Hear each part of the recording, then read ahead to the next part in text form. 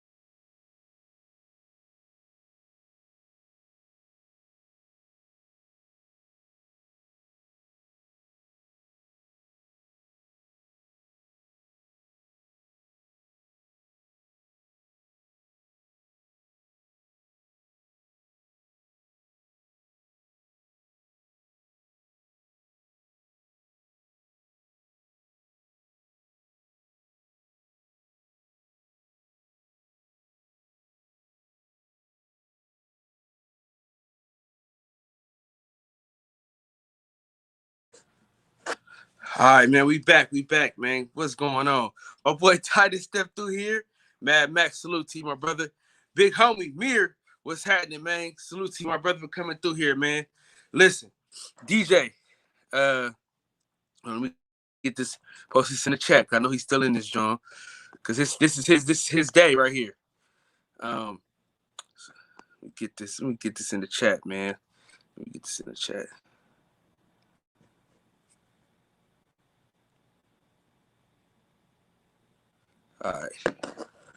All right, all right. The link is in the chat. If you want to join the panel, the link is in the chat. My situation, man. Yeah, man. I had to go live tonight. I missed out last night, so I wanted to make sure that my MMA homies was able to get in here and talk they talk and do what they do. So just waiting on some of them to come through here. So we can, yeah, there you go. See, I told you, I knew it. I already know. I already know. I already What's know. going on, man? What's going on? I already know about MMA. My boy DJ is coming. He could be at work. He could be in the pussy. He gonna get up, get on this thing and talk about this MMA, man. Yeah, man. Tonight I'm just out here loading up that iron. Hey, listen, man. This is your night.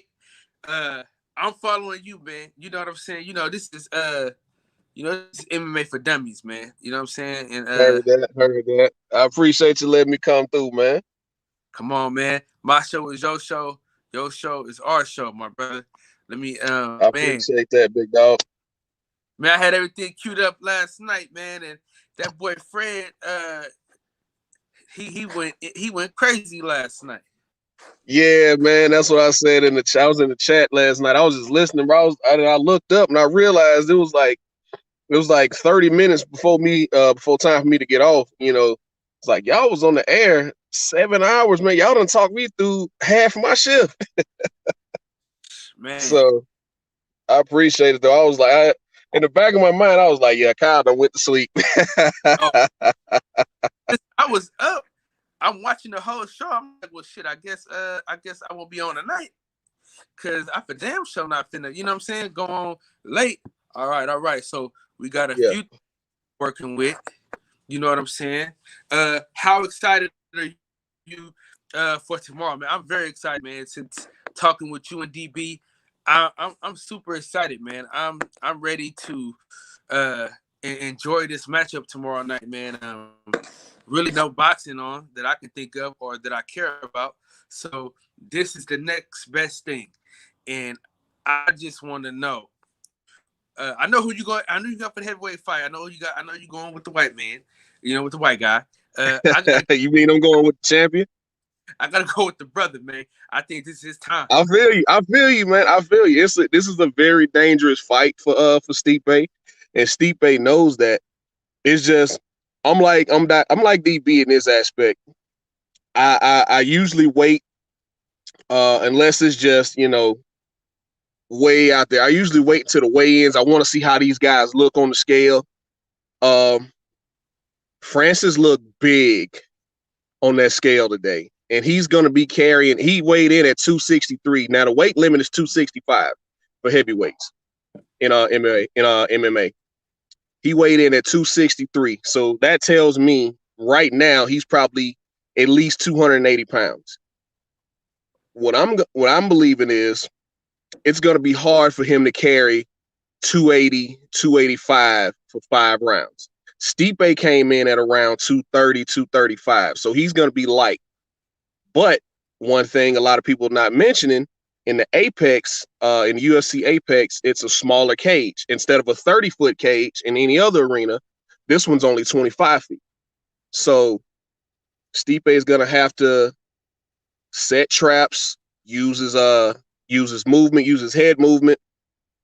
And now, DJ, I got a question for you. Now, you think this was a setup because they want Francis Ngannou to get this belt?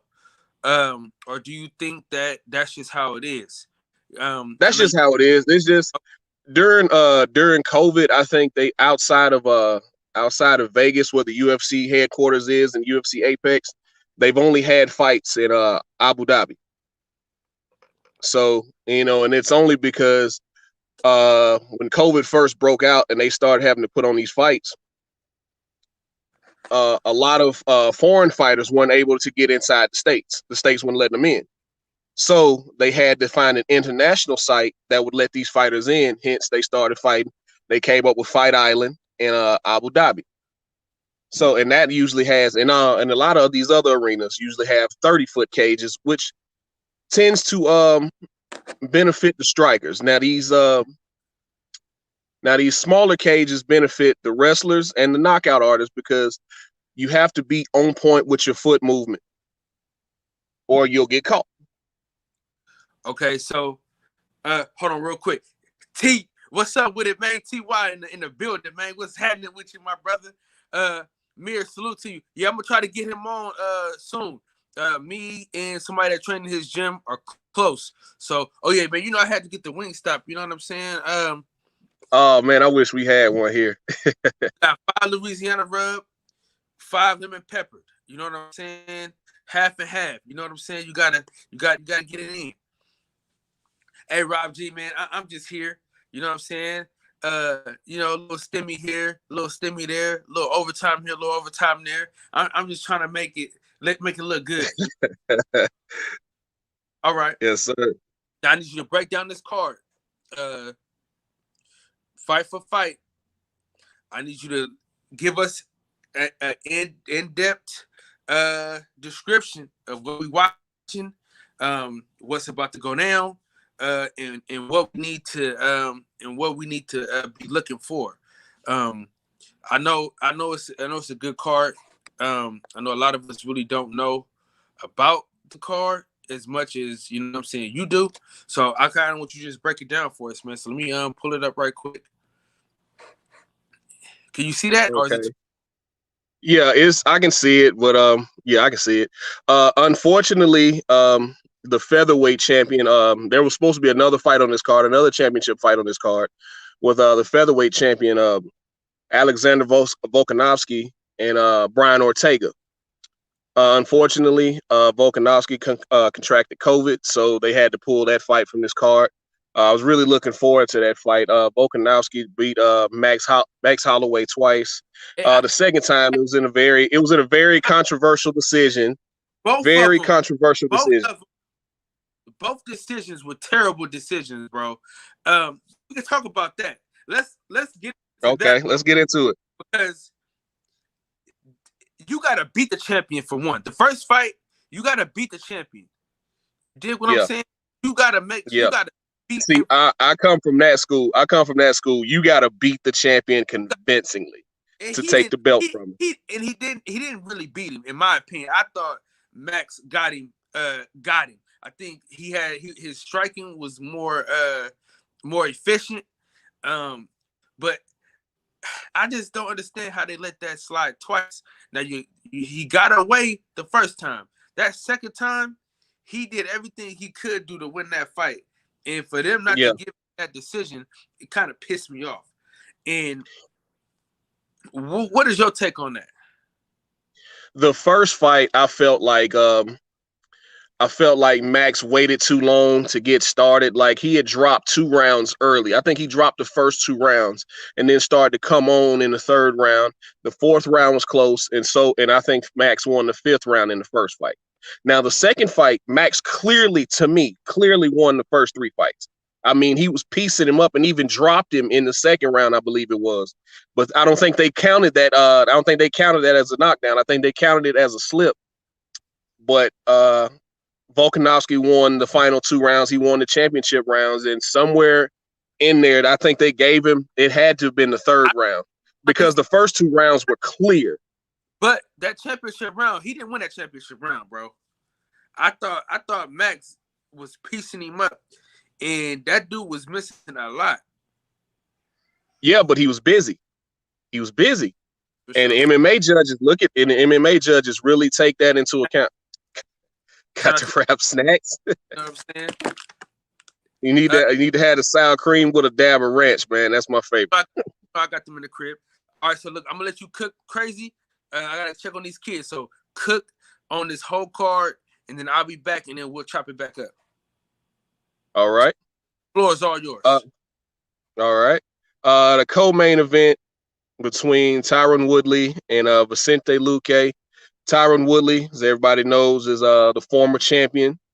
Lost his belt a couple years ago to Kamaru Usman, who's now the reigning, defending undisputed champion at welterweight.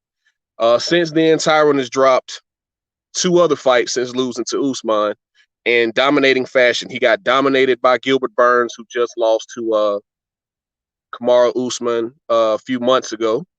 And he got dominated by Colby Covington and ended up getting stopped in that 5th and final round, which, you know, depending on how you look at it, I think he just quit. I think he quit in the fight, but, you know, I'm not a fighter. I've never been in there. I don't know what that pressure feels like, but I do train jiu-jitsu. So I felt like with Tyron's wrestling pedigree, he could have gotten out of some of those situations, and he just laid down. Tyron doesn't do well when you pressure him because, like I stated last week, he fell in love with his knockout power after he got a few knockouts and stopped utilizing all his tools. Now, the problem with that is he's facing a guy, and my guy DB will probably be in here later on. This is he doesn't like these style of fights. He doesn't like this style of fighter, I should say, with Vicente Luque, who is straight at your ass for 3 to 5 rounds. He's one of these guys you can hit in the face with a shovel, and he's still going to be there. He's still going to get up. I don't care how many times you hit him in the face. He'll take one of yours to give you one of his. And if you're able to survive the fight, people usually beat him on points. I don't think too many people have stopped him. But he's straight at you, straight pressure, straight throwing. Everything comes from the hip, leg kicks, straight power punches. He has good jiu-jitsu because he is a jiu-jitsu guy who learned how to strike. And he's fallen in love with his striking because he knows nobody's going to try to take him down. So I don't believe this is a good matchup for Tyron. Uh-oh, he went away. I don't think this is a good matchup for Tyron, and if he loses, I believe the UFC will end up cutting him because that will be 4 losses in a row. And I don't care who you are, you start getting 4 and 5 losses in a row, they will cut you. The next fight on the card, I believe, was Sean O'Malley and Thomas Almeida. Now, Thomas Almeida was Well, he is this kid from Brazil who has great Muay Thai, subpar Jiu-Jitsu, but that he doesn't use. But Sean O'Malley is this. He's big for the division. He's 5'11", and he weighs in at 135 pounds. So just imagine he's Daniel Cormier's height. He's DB's height, and he's fighting at 135 pounds. Has great striking. He's also one of these guys who learned everything at once. He started training MMA. He didn't train, Muay Thai and traditional martial arts. He trained everything at once, and he's this 5'11" stoner kid from Montana who was starching people. Now he lost his last fight against Marlon Chito Vera, and I think it was the second round where he stopped him, where he hit him with a leg kick, and it actually injured Sean O'Malley in that fight. But to me, he was losing that fight anyway. And I think the pressure's off of him now from coming off. He was one of the first guys from Dana White's Contender Series who burst onto the scene, and people were dubbing him the next Conor and all this type of stuff. And he's just, just a humble kid. Now, he went through a lot with USADA before USADA legalized, before they decided to stop testing for marijuana. Because, like I said, he's a stoner kid, and he had elevated levels in his blood, let's just say. And so he went through a 2-year layoff and then came back and got a win against Eddie Wineland, and then hopped right back in against Chito Vera. So he's coming off a loss. And I believe Thomas Almeida's coming off a win. Thomas Almeida a few years ago was undefeated. I think he got up to 20-0, 21-0. And he was supposed to be the next Jose Aldo coming out of Brazil, this next terrifying striker coming out of Brazil. And he ends up getting knocked out by the former champion, Cody Garbrandt, who has been knocked out a couple times himself. His chin has been tested a few times, and he failed the test, unfortunately. I think Almeida's dropped 2 or 3 more fights since then, but he's still a solid fighter. The next fight, I believe, is Jillian Robertson against I'm trying to remember the girl's name. But anyway, Jillian Robertson is a experienced, grizzled vet.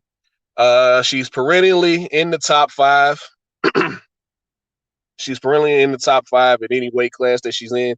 But she's just one of those fighters that just can't quite beat the best girls in her weight class. She'll get up into the top 5, and then she'll lose to the Shevchenkos and the Jessica Eyes and the Cynthia Calvillo. She'll lose to the top 5. She'll lose to the girls above her, but she'll beat all the girls below her. So she's always stuck in this place where, people call it being a gatekeeper.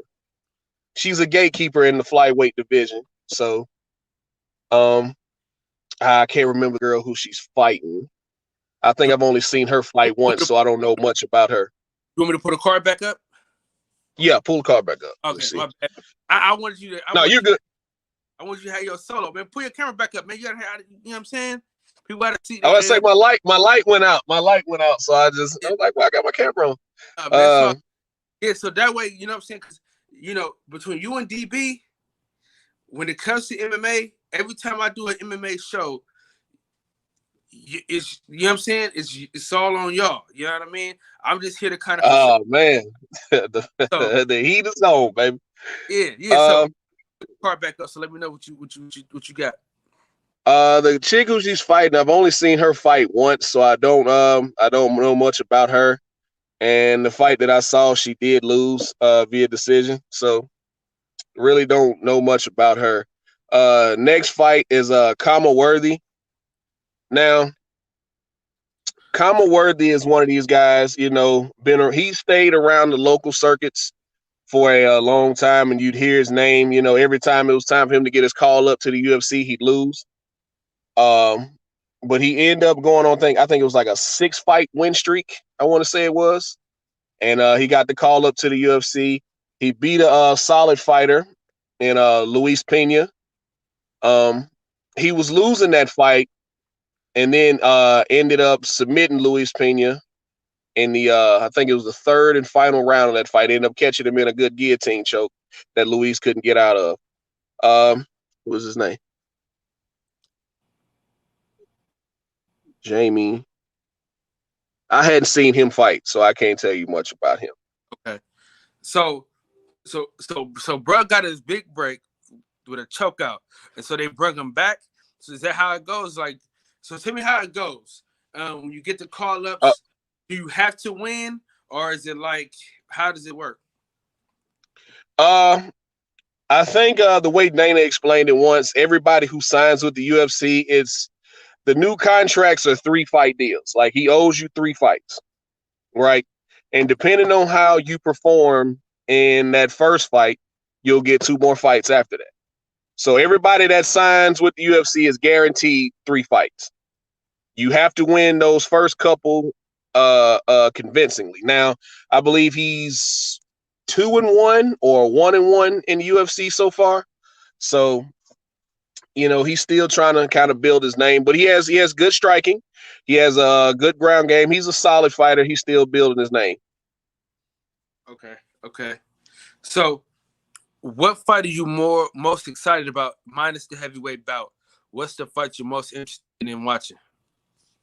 I'm interested in that Sean O'Malley and Thomas Almeida fight, because nobody's going to the ground in that fight. It's going to be the new age fighter and Sean O'Malley, who, like I said, is coming off of a TKO loss against a really good fighter in Marlon Chito Vera. He's coming off a loss, even though he got injured in that fight. It was because of a leg kick that hurt Sean's leg and he dropped.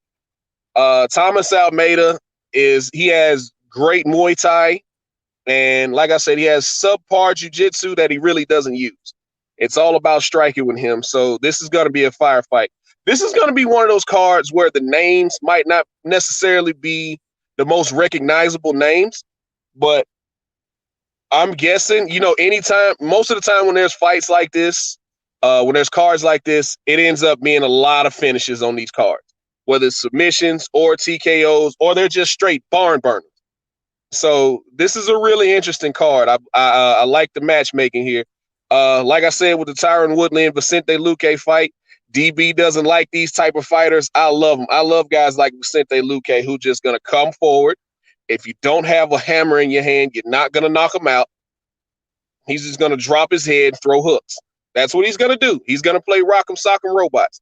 And for somebody like Tyron, who waits and waits and waits and waits and waits for the big shot, it's not a good matchup for him. I don't think the UFC did him any favors.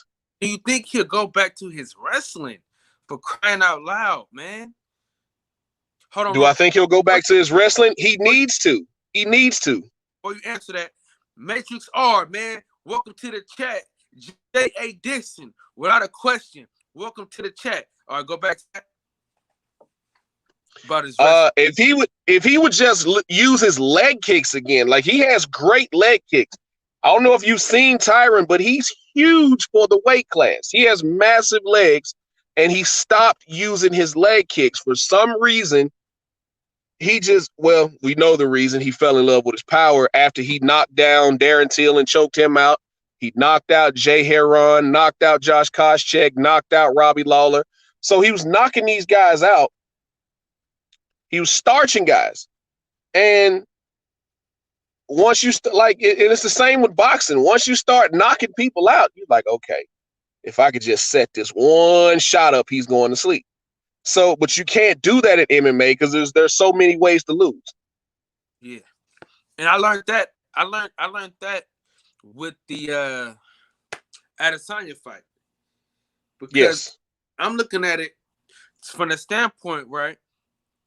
Where if you're gonna be on the ground, you gotta do some shit. You know what I mean? Yes. Can you at least try to get him in a submission, or try to get some punches in? You just land on the guy is some bullshit. You know how, like, when a dude on the ground, they say, "Oh, you guys got to get up." That should be the same thing in MMA. If the guy's just laying there on him and he's not doing anything, it's kind of like, dude, get this dude out of here. Get up and get back to the ground. Let's fight. Because that just makes no sense to me. The man, he didn't try to put him in a headlock. He didn't try to put him in an arm bar. He didn't try to put him in a guillotine. He wasn't trying to get for a mount for the striking. All he did was lay on him and then move. And it's like, okay, that's cool, but can you do something else? You know what I mean? Can you kind of something? And then, because as a casual MMA fan, you know what I'm saying? It's a turnoff. It's a turnoff to the sport. Just like in boxing, a casual fan looks at the clinching as boring. Mm-hmm. And it's like punches. So it's kind of the same concept of like, get these dudes off the ground, let these boys go once, and then if they get back to the ground and somebody's trying to do something, all right, I like that. But other than that, man, it really just don't make no sense to me. Yeah, and you'll see that in a lot of cases. It really depends on the ref. It's at the ref's discretion. Like some refs will they will stand them up quick. You'll hear guys like Herb Dean and I want to say Jason Herzog and what's the other guy from trying to think of the other guy's name from England. They'll stand them up quick. They'll tell them, "Hey, let's work. Let's work." So as long as you're on top of them, throwing punches. Now the punches don't have to be that effective, but as long as you're moving and not just simply laying there trying to rest, they won't stand you up. Some refs will let it go a little longer than others. It's the same thing with being in the clinch on the cage. As long as you're trying to throw knees and throw elbows, and they don't have to necessarily land, but as long as you're moving and working, they're not going to take you out of that position. Okay. Yeah. See, and that's my thing. What's the guy, the OG? Ain't his name John something? Or am I tripping? John. Right? John, right? Big John McCarthy. Big John McCarthy. He's a commentator for Bellator now. So he's done refereeing because I haven't seen him. Yeah. He retired from refereeing like I want to say 2-3 years ago. Okay, because he was. Yeah. He's a commentator for Bellator now, which also has good cards coming up. And we're gonna do the same thing. We'll do the same thing because I know you don't have time for a channel, so we're gonna just, you know what I'm saying, do our thing. Hey, Reggie, if you feel like coming on, join the panel. I know you're going live in 30, so in 30 we out of here. You know what I'm saying? So J.A. Dixon had something to say, right? He said to say, and tell me what you think about this. Woodley got Hollywood, did too many movies and too much rapping. He's never been a high-paced fighter, but going into a slugfest with Woodley is a bad idea, in my opinion. Yeah. I mean, that's a fair assessment. That's a fair assessment. He did. While he was champion, he was in the studio with putting out songs with Wiz Khalifa. He was in the Straight Outta Compton movie. I think he was in another movie as well. Can't remember the name of it. I think he was in another movie as well. And then you see him on TMZ doing the something champion breakdown, bully beatdown, something like that. And he just, he got civilized, as people say. But you can't do that when you have guys like Kamaru Usman, who's down there in Florida training to take your fucking head off. So, and he's made his money because he was a champion for a long time. He has other endeavors outside of MMA. He knows this isn't the last stop for him. So, you get in there and you probably you don't want to lose, but at the same time, it's like you're not as hungry as you were coming up. And I think that's what's gotten to Tyron. And his fighting style is not people are figuring him out. Once you're the champion, once you've been the champion for a while, people start to figure out because they start watching you. They're solely watching you. That's why you started to see the bridge close with John Jones and these other light heavyweights, because they've been watching him since 2011, 2012. So you got a whole generation of fighters like a Dominic Reyes who's only known John Jones as the champion. You see what I'm saying?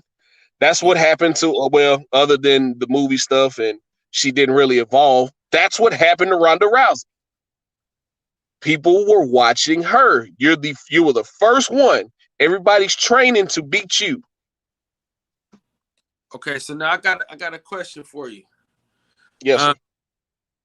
I needed you the other night because I was trying to get you to do the fantasy fights. How I do the boxing fantasy fights.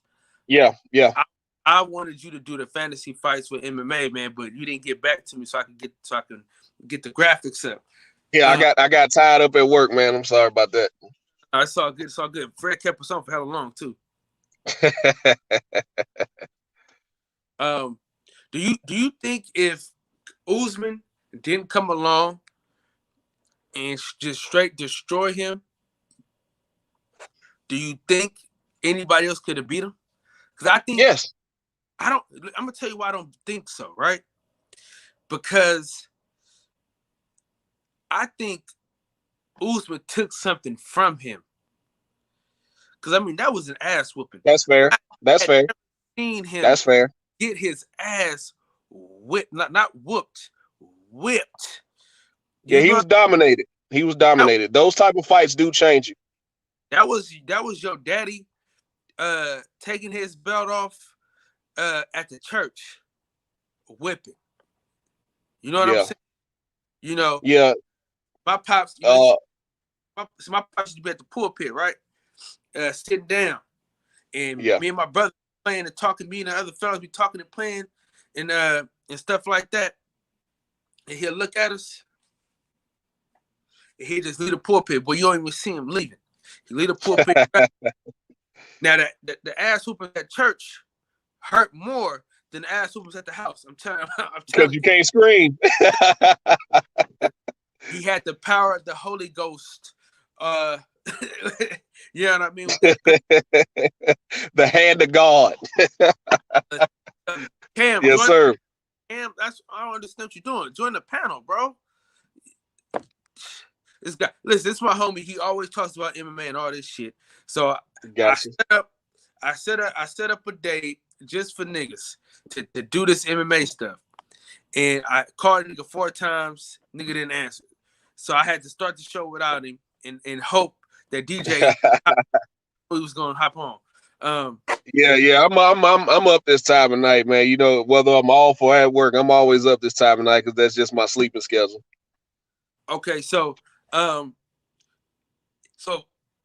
just think if Usman didn't just kill him like that, I think he would kind of I think he would still be you know what I'm saying? Yeah, I get what you're saying, and especially as far as like it being a 5-round excuse me. As far as it being, and is especially being a 5-round just straight dismantling. You know, it's one thing to say, "Oh man, he caught me in a submission." You know, I know what I got to go back and change. You know, or I was winning the fight, or the fight was close, and then I got caught in this, or I was winning the fight, and he caught me with a head kick, or he caught me with a good punch, and I dropped. Da da da da. When you get your ass beat from bow to stern, there's nothing. What are you gonna say? What excuse do you have for that? So those type of fights change people. So that you could be right on that. That could be it. He could just have lost his stomach for fighting and just wants to get one more win before he retires. Yeah, but you know what though? This is what I think though.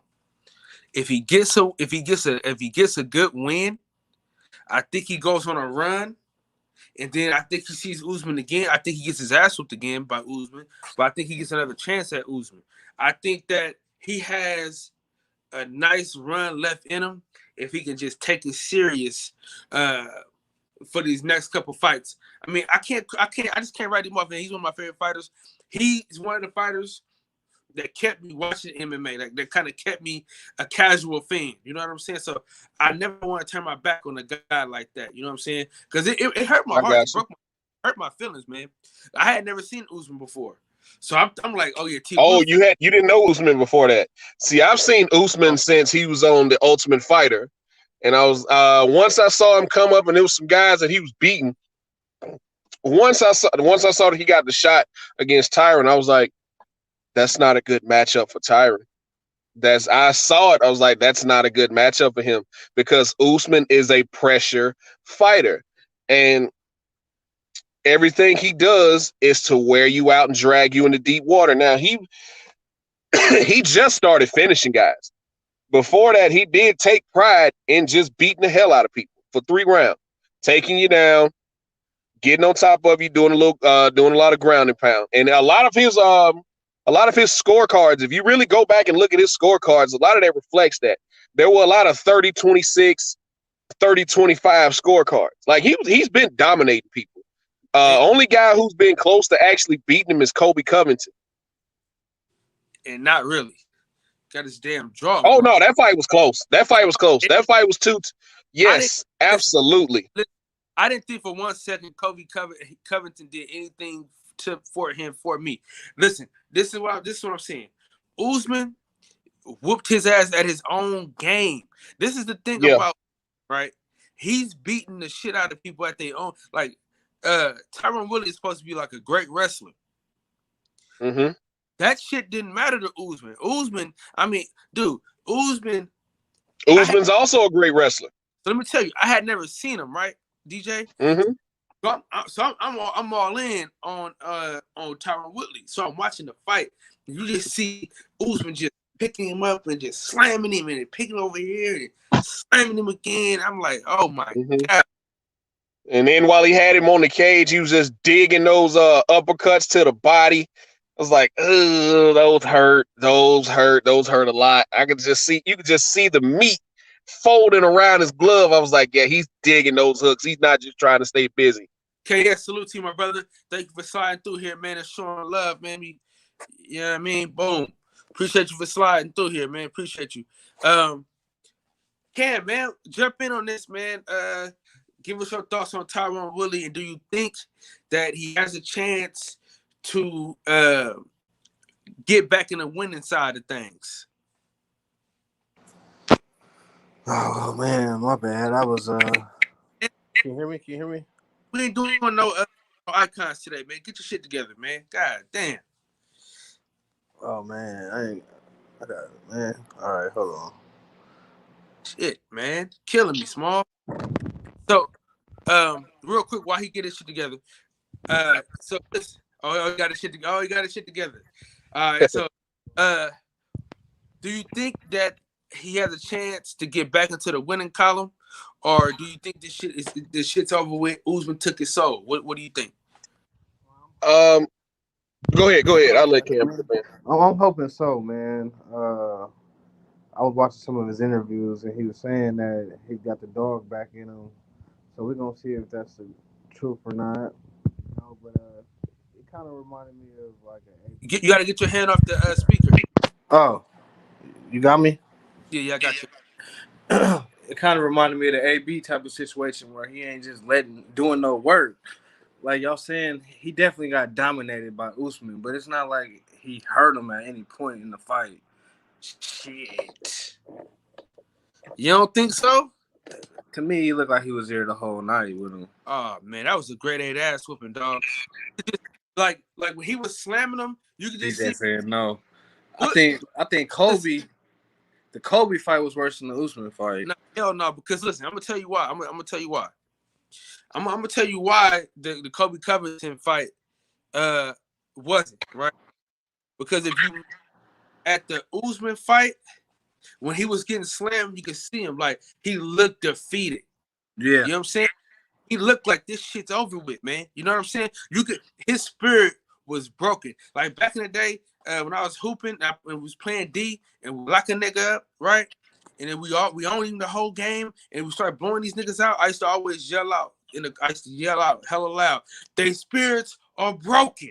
You know what I'm saying? These niggas is done. They finished. Ain't shit they gonna do with us tonight. And that's that he looked defeated. Cam, like he was just looked up at Usman like, yo, this motherfucker is really slamming the shit out of me. and really throwing me against his fucking gate, and there's nothing I can do about this. The Kobe Covington shit, his spirit was already done. You know what I'm saying? If he fought Kobe Covington when he was T Wood, no fucking way. See, the thing about it is, Usman kind of showed you what you had to do to beat him, not to make it a close fight, not to put it in the judge's hands, but he showed you how to really destroy that man. And that's when I started watching Usman. So I started watching Usman after that ass whooping. Yeah. And then I'm like, oh, this motherfucker he's a beast. So I start, because once I see a fighter fight, I follow him on Instagram and I see what they're doing.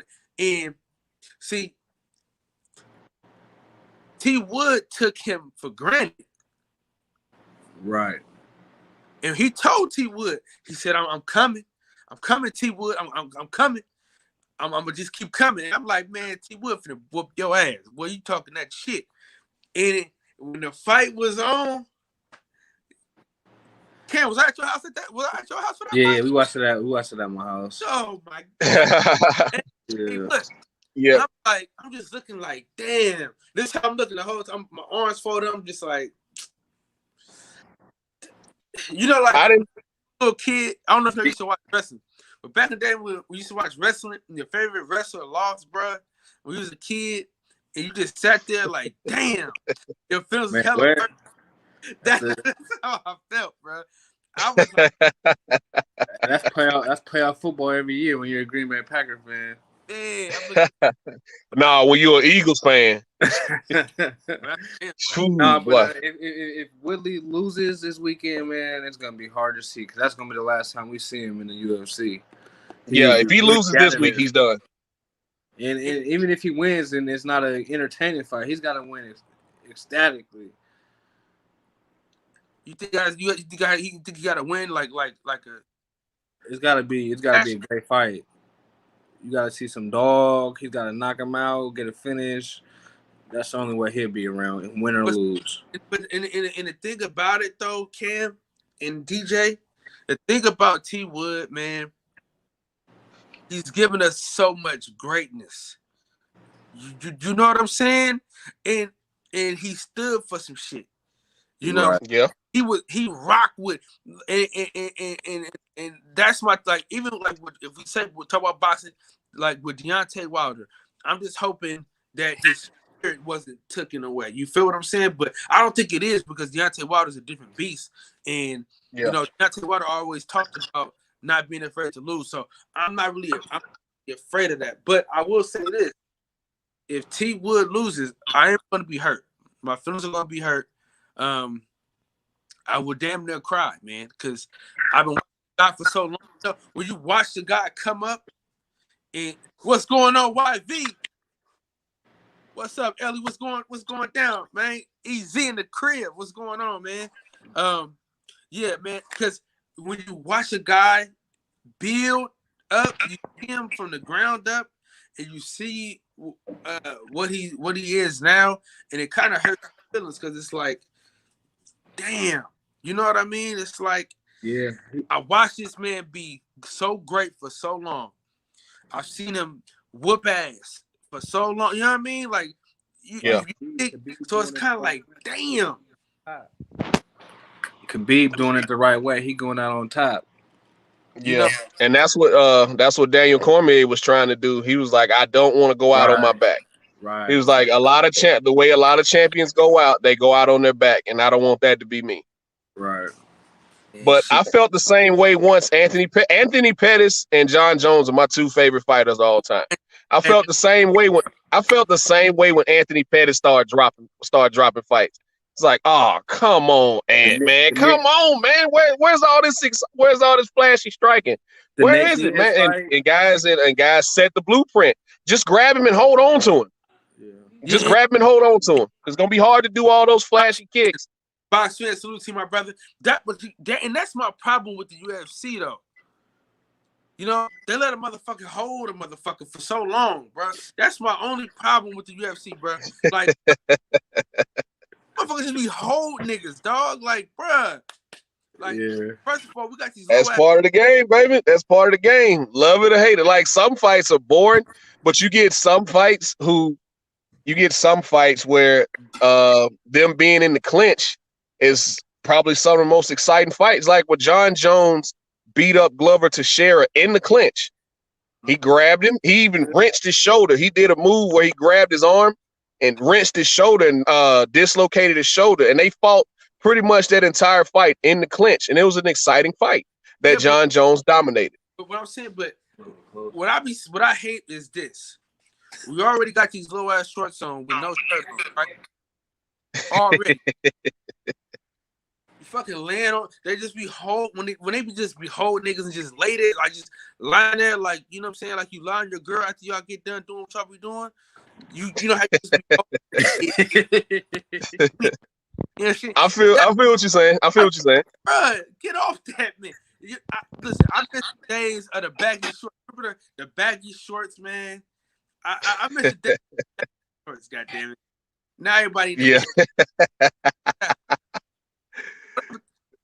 You don't want to give them nothing to grab. It's kind of like wrestling. Them wrestling singlets. You want that thing as tight as you can get it, so they don't have anything to grab. DJ, is my boy Holland? He gonna bounce back? He gonna bounce back with a W? I believe he will. I just think it was. He got to work on his wrestling. I think Derek Brunson exposed a big hole in his game, and I think he'll go back. He has Travis Lutter in his corner, which is a great he was a great jiu-jitsu practitioner, and he has great jiu-jitsu himself. And by Kevin Holland's own admission, earlier in his career, he would let guys take him down just to submit him. But Derek Brunson is a wrestler, and these wrestlers know how to be heavy on top. They know how to apply pressure and wear you out throughout the fight. And that's exactly what Derek Brunson did. He did what he needed to do to win. Even though he didn't get off that much damage during the time that they were on the ground, he did what he needed to do. Yeah. So that's the best way to neutralize a striker. Grab them, hold on to them, make them defend takedowns. Make them carry your weight, wear them arms and legs out, make them carry your weight throughout the fight. That is the best way to neutralize a striker. You said he would rape Holland, hella suspect. Hey, Holland, them hands work though. He's cracking them a few times. He did hurt him in that second round. Izzy better be cool. So I got Izzy is the best striker in MMA, hands down. Nobody on the feet. The only guy that I'd probably give a chance with him is a prime Anderson Silva and John Jones. Those are only two guys. So I got a question for y'all, right? Damn, I had it and I lost it. Fucking he gets hit though. Kevin Gastelum was hitting him. Yeah. Kevin Gastelum was tagging him. I was at that fight actually in Atlanta. Yeah, I was at that fight. That fight was in Atlanta. I was at that fight. That was a great fight, man. Oh man, the crowd was going crazy, and you could hear the shots that Izzy started hitting him with in the because I was about halfway up. You could hear whap whap. I was like, oh shit! Stop the fight, ref! Stop the fight! Somebody hit me like that. I'm picking up a bat. So I got a question for y'all. The guy that got kneed in the face and won the title, right? Aljamain. Yep. Aljamain, Aljo. How do you see the run back going? Because I know it's gonna be a run back. How do y'all see it going? He better not get tired. Yeah, he had a big adrenaline dump in that fight. I think the moment of actually being in a title fight got to him, and he came out with this frantic energy, and it was like you could hear. I really don't listen to commentary during fights because I don't want to be swayed one way or the other. I like to see what I'm seeing and, me interpret the fight a different way. I'll turn it on at the end to hear the scorecards. I was like, what? I didn't see the fight that way. But the scorecards did come out for that fight, and it was two judges had it 2-1 for Petr Yan, and the other judge had it 2-1 for Aljo. So if they had taken a point for that fight, for that knee, it would have been even going into that final round. Now, with that being said, Aljo was getting his ass whooped. He was getting pieced up in that fight. I will have to admit that. But I think the adjustment that he'll make in that second fight is he'll come out, he'll slow the pace down. It was like he was winning that first round, then he just didn't slow down. He had the shots there. He was busy enough. He just didn't know how to take his foot off the throttle a little bit. Come back. You got him hurt. Just take your time, set your shots up, and quit lunging in on those takedowns. Because every time he lunged in for a takedown, he would either get stuffed or it'd get reversed, and he'd get taken down.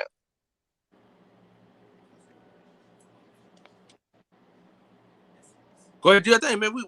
Y'all good to go, man. Y'all keep talking. But yeah, that's my prediction for the second fight. As long as Aljo just slows down his pace, I think he'll get him. I think he got tired by the third round and started taking a severe ass whooping. Now, if he'd have gotten up from that knee, I saw more of the same coming. Do you think he overplayed it? No, he was legit hurt. He got kneed flush to the forehead. He was out. He was trying to get up and couldn't. And the ref just kept trying to tell him, I think it was Mark Smith was the ref then. He was telling him, no, just stay down. It's okay. Stay down. Don't try to, because he tried to get up a couple times. You know how, and it takes me back to when Zab Judah, to compare it to boxing, when Zab Judah got knocked out by Costa Zoo. With them chicken legs. Zab Judah got up. He wanted to get up. Your mind wants to get up so bad, but your body won't let you. And that's what happened to Zab Judah in the fight with Costa Zoo. And I believe that's what happened with Aljo in that fight. He wanted to get up so bad, but he was concussed. He was out of it. Tone Brown. Salute to you, my brother, man. Appreciate you coming through, man. So we got to do these fantasy fights, DJ. Okay. The fantasy fights have to go down, brother. Dave, Jack, man, what's going down, big dog? Listen, when is the next big UFC fight? Next big UFC fight is next month in April, and it's the big card so far of the year. It's the biggest card of the year. That's the fight that has the Usman and Masvidal rematch. It's the first fight that's gonna allow fans in attendance. It'll be in Jacksonville, Florida. The headliner for that card is Usman and Masvidal, the rematch. The co-main event in that fight is my favorite, one of my personal favorites, Valentina Bullet Shevchenko. She defends her 125-pound title, the flyweight title, against Jessica Andrade, she's a little bowling ball that's hard to get out of there. She's gonna come straight at you, and everything she's throwing is hooks. She's just trying to get you out of there. She's the former strawweight champion. She actually got knocked out by Zhang Weili, and that's how Zhang Weili became the champion. The other fight on that card is dang it, who was that other fight? Who was the other fight? It was another champion. Oh, Zhang Weili versus Thug Rose Namajunas.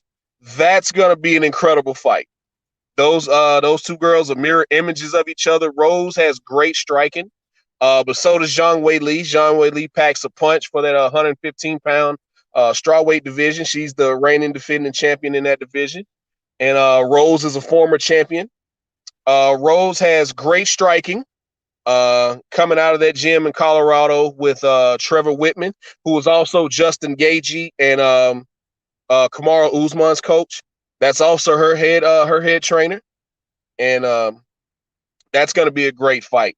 Rose has crazy submissions. She'll throw submissions from everywhere, and it got her in trouble against Jessica Andrade when Jessica Andrade dropped her on her head, knocked her out, and that's how Andrade became the champion. There's another good fight on that card, man. I just looked at that card probably about an hour ago. There's another good fight on that card too. That card is stacked. I think Oh yeah, Uriah Hall and Chris Weidman are rematching. They fought years ago. They fought years ago before they got to the UFC, and Chris Weidman won that fight. This is when he was undefeated, and I think about 4 fights later is when he knocked out Anderson Silva. And but since he lost to Luke Rockhold, and you get some fighters in these inner circles that say, well, since USADA came about, Chris Weidman ain't been the same fighter. Uriah Hall is a puzzle because he has all the talent in the world. Okay, go ahead. Okay. Hey, Reg, are you still going live?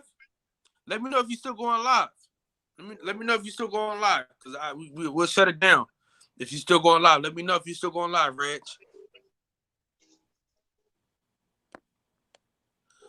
For sure. We got you. Okay. Go ahead, my bad. I ain't mean to cut you off, man. I was trying to get that off. No, you're good. You're good, bro. You're good. But Uriah Hall is one of these guys that if he had Kamaru Usman's heart, he'd be the best fighter in the UFC. He's too nice. That's his problem. He's too nice. He's not a killer. Now he's your traditional Taekwondo karate style fighter, has amazing striking. He'll throw spinning back kicks, jumping axe kicks. He'll throw all kind of flashy kicks. But the thing is, he fights like he doesn't want to hurt people. And if we could have just put Kamaru Usman or Nate Diaz or Khabib's heart inside of Uriah Hall, he'd be the perfect fighter. He would be the perfect fighter. Him and Izzy would be a good fight, but that's just Uriah Hall's problem. He doesn't have that dog in him. That's his only problem. And he's dropped a lot of decisions where he'd hit a guy and you see him stun him, but he just wouldn't go in for the kill. It was one fight, I think it was against John Howard, I want to say years ago, where he was hitting John with shots and they were high-fiving each other. It's like, what are you doing? And he ended up losing that fight via split decision because after he hurt John a few times, he allowed John to hold on to him and just ride the clock out. And like I said, at MMA, the way this slanted judging works, the way they score fights, if you're allowing somebody to hold you against the fence and just stay busy, they see that as you winning the fight. So I'm trying to remember who else was on that card. There was another good fight on that main card. But yeah, that 261 card is stacked. Stacked. Absolutely stacked. Yeah, that's right, Reggie. He has I don't want to say it's self-doubt. He just doesn't have that dog in him, man. He don't want to hurt people. He's such a nice guy. He probably should be a fighter, but he was just good at it. He's probably had one of the best knockouts in the past 10 years that you'll ever see on the when he was on the Ultimate Fighter years ago. I think it was 2013, I want to say. He did a spinning roundhouse kick and knocked a guy to Pluto. The guy was sleeping. And you can look that up on YouTube. Look up Uriah Hall KO, and you'll see it. He knocked a guy to Pluto. He has great striking, but he does not have that dog in it. Yeah. And that's his problem. That's why his record is like 18-9 or something like that. What's going on? DB, join the panel, DB. African Fight Fan, what's going on, man? How you doing? What up? Yeah, DB, get your behind in here. Hello, my brother. How are you guys doing today? Hey, look, hey, I already knew. Look. I just want to talk to you guys about fighting. My brother. Bro, I just want to talk to you guys about fighting. MMA, UFC. all of these things, you know. it, We have a lot of good fighter coming from Cameroon, coming from Nigeria, and we have how do you say DB. What up? You gotta talk about this right quick. Y'all two gotta go at it real quick about this right now. DJ, what up, baby? What up? What's up, DB? And still. Man. And still. And still. Hey, real quick. Oh man. Hey, this was a show that was supposed to happen last night, but you and Fred, you niggas couldn't get the hell off last night. We went into the YouTube Hall of Fame, man. I said, man, hey, listen, she a hell of a host though. I can't even lie though. I can't even lie. Hey, yeah, you and these goddamn names, DB, man. Every time, nigga had the casual fight fan. He had the MMA fight fan, the boxing fight. This got so many goddamn aliases, man. Yeah, you know, hey man, we got to keep it spicy, man. Keep it fun, man. So yes, sir. DB, I need your take on this main event, and then okay. I'll probably put the whole card back up, but I want y'all to just go back and forth a little bit about this fight.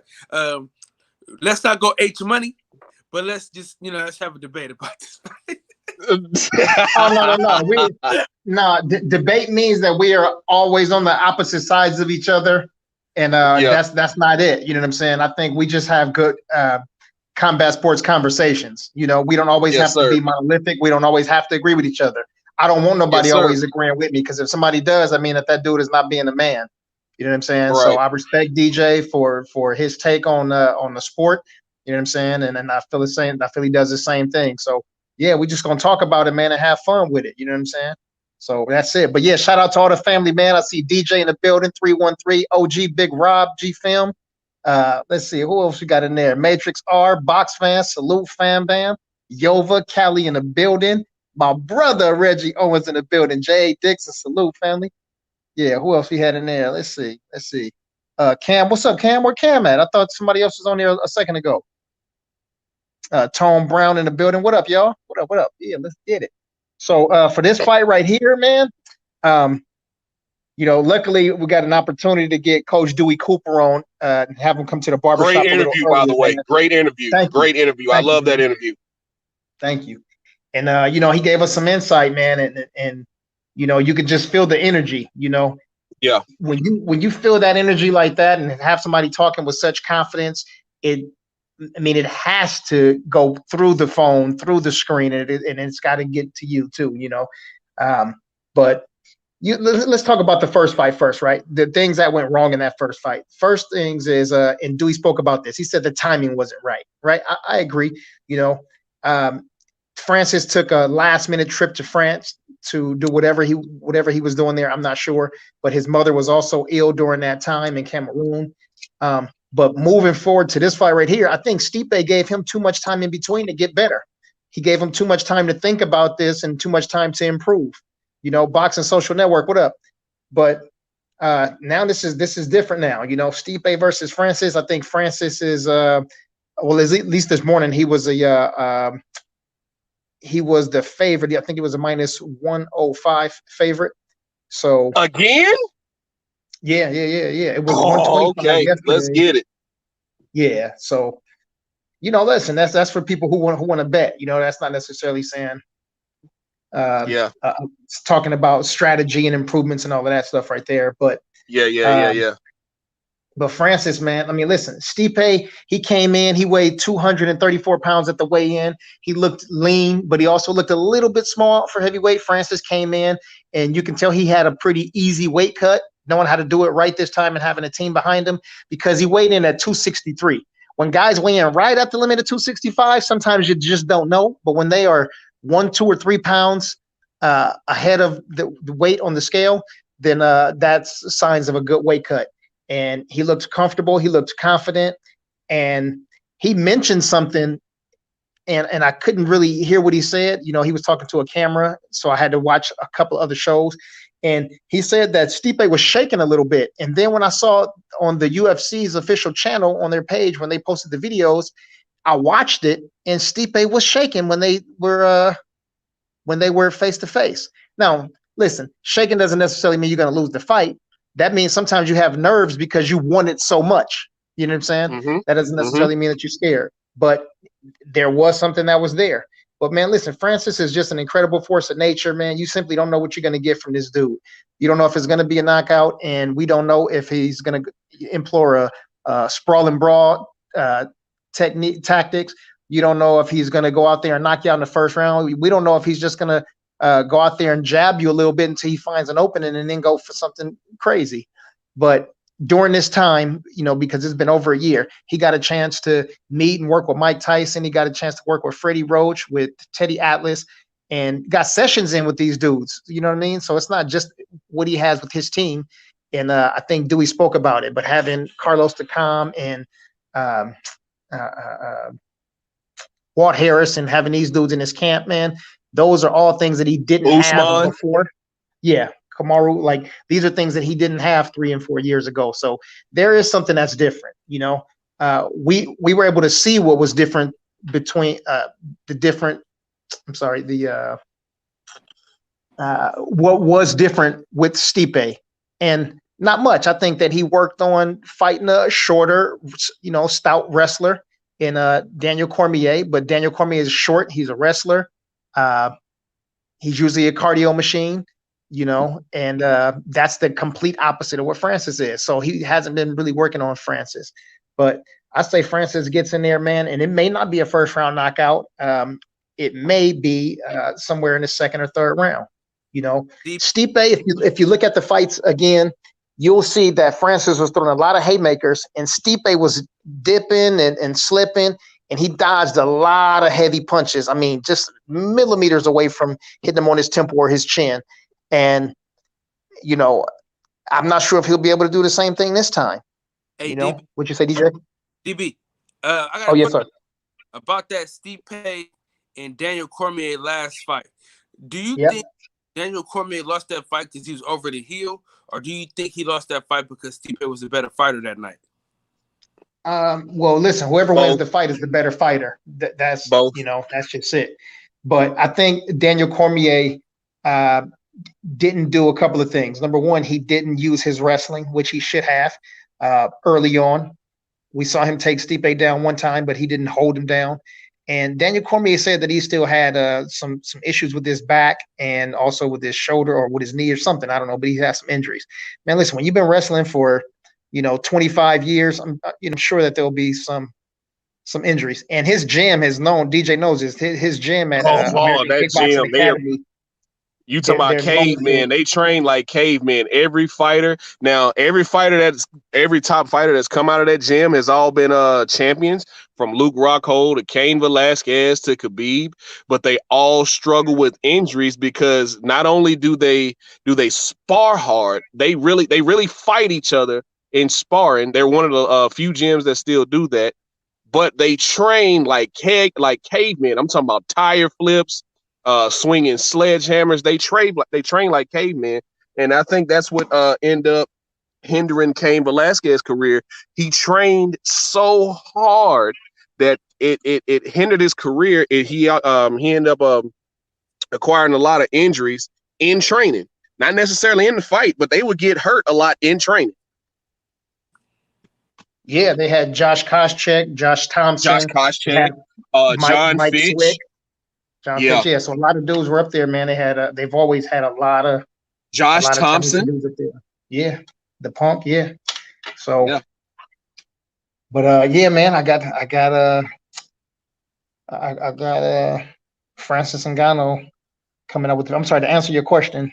Yeah, it was. Uh-oh. The hell? Hold on, I don't know what happened. Hold on, let me.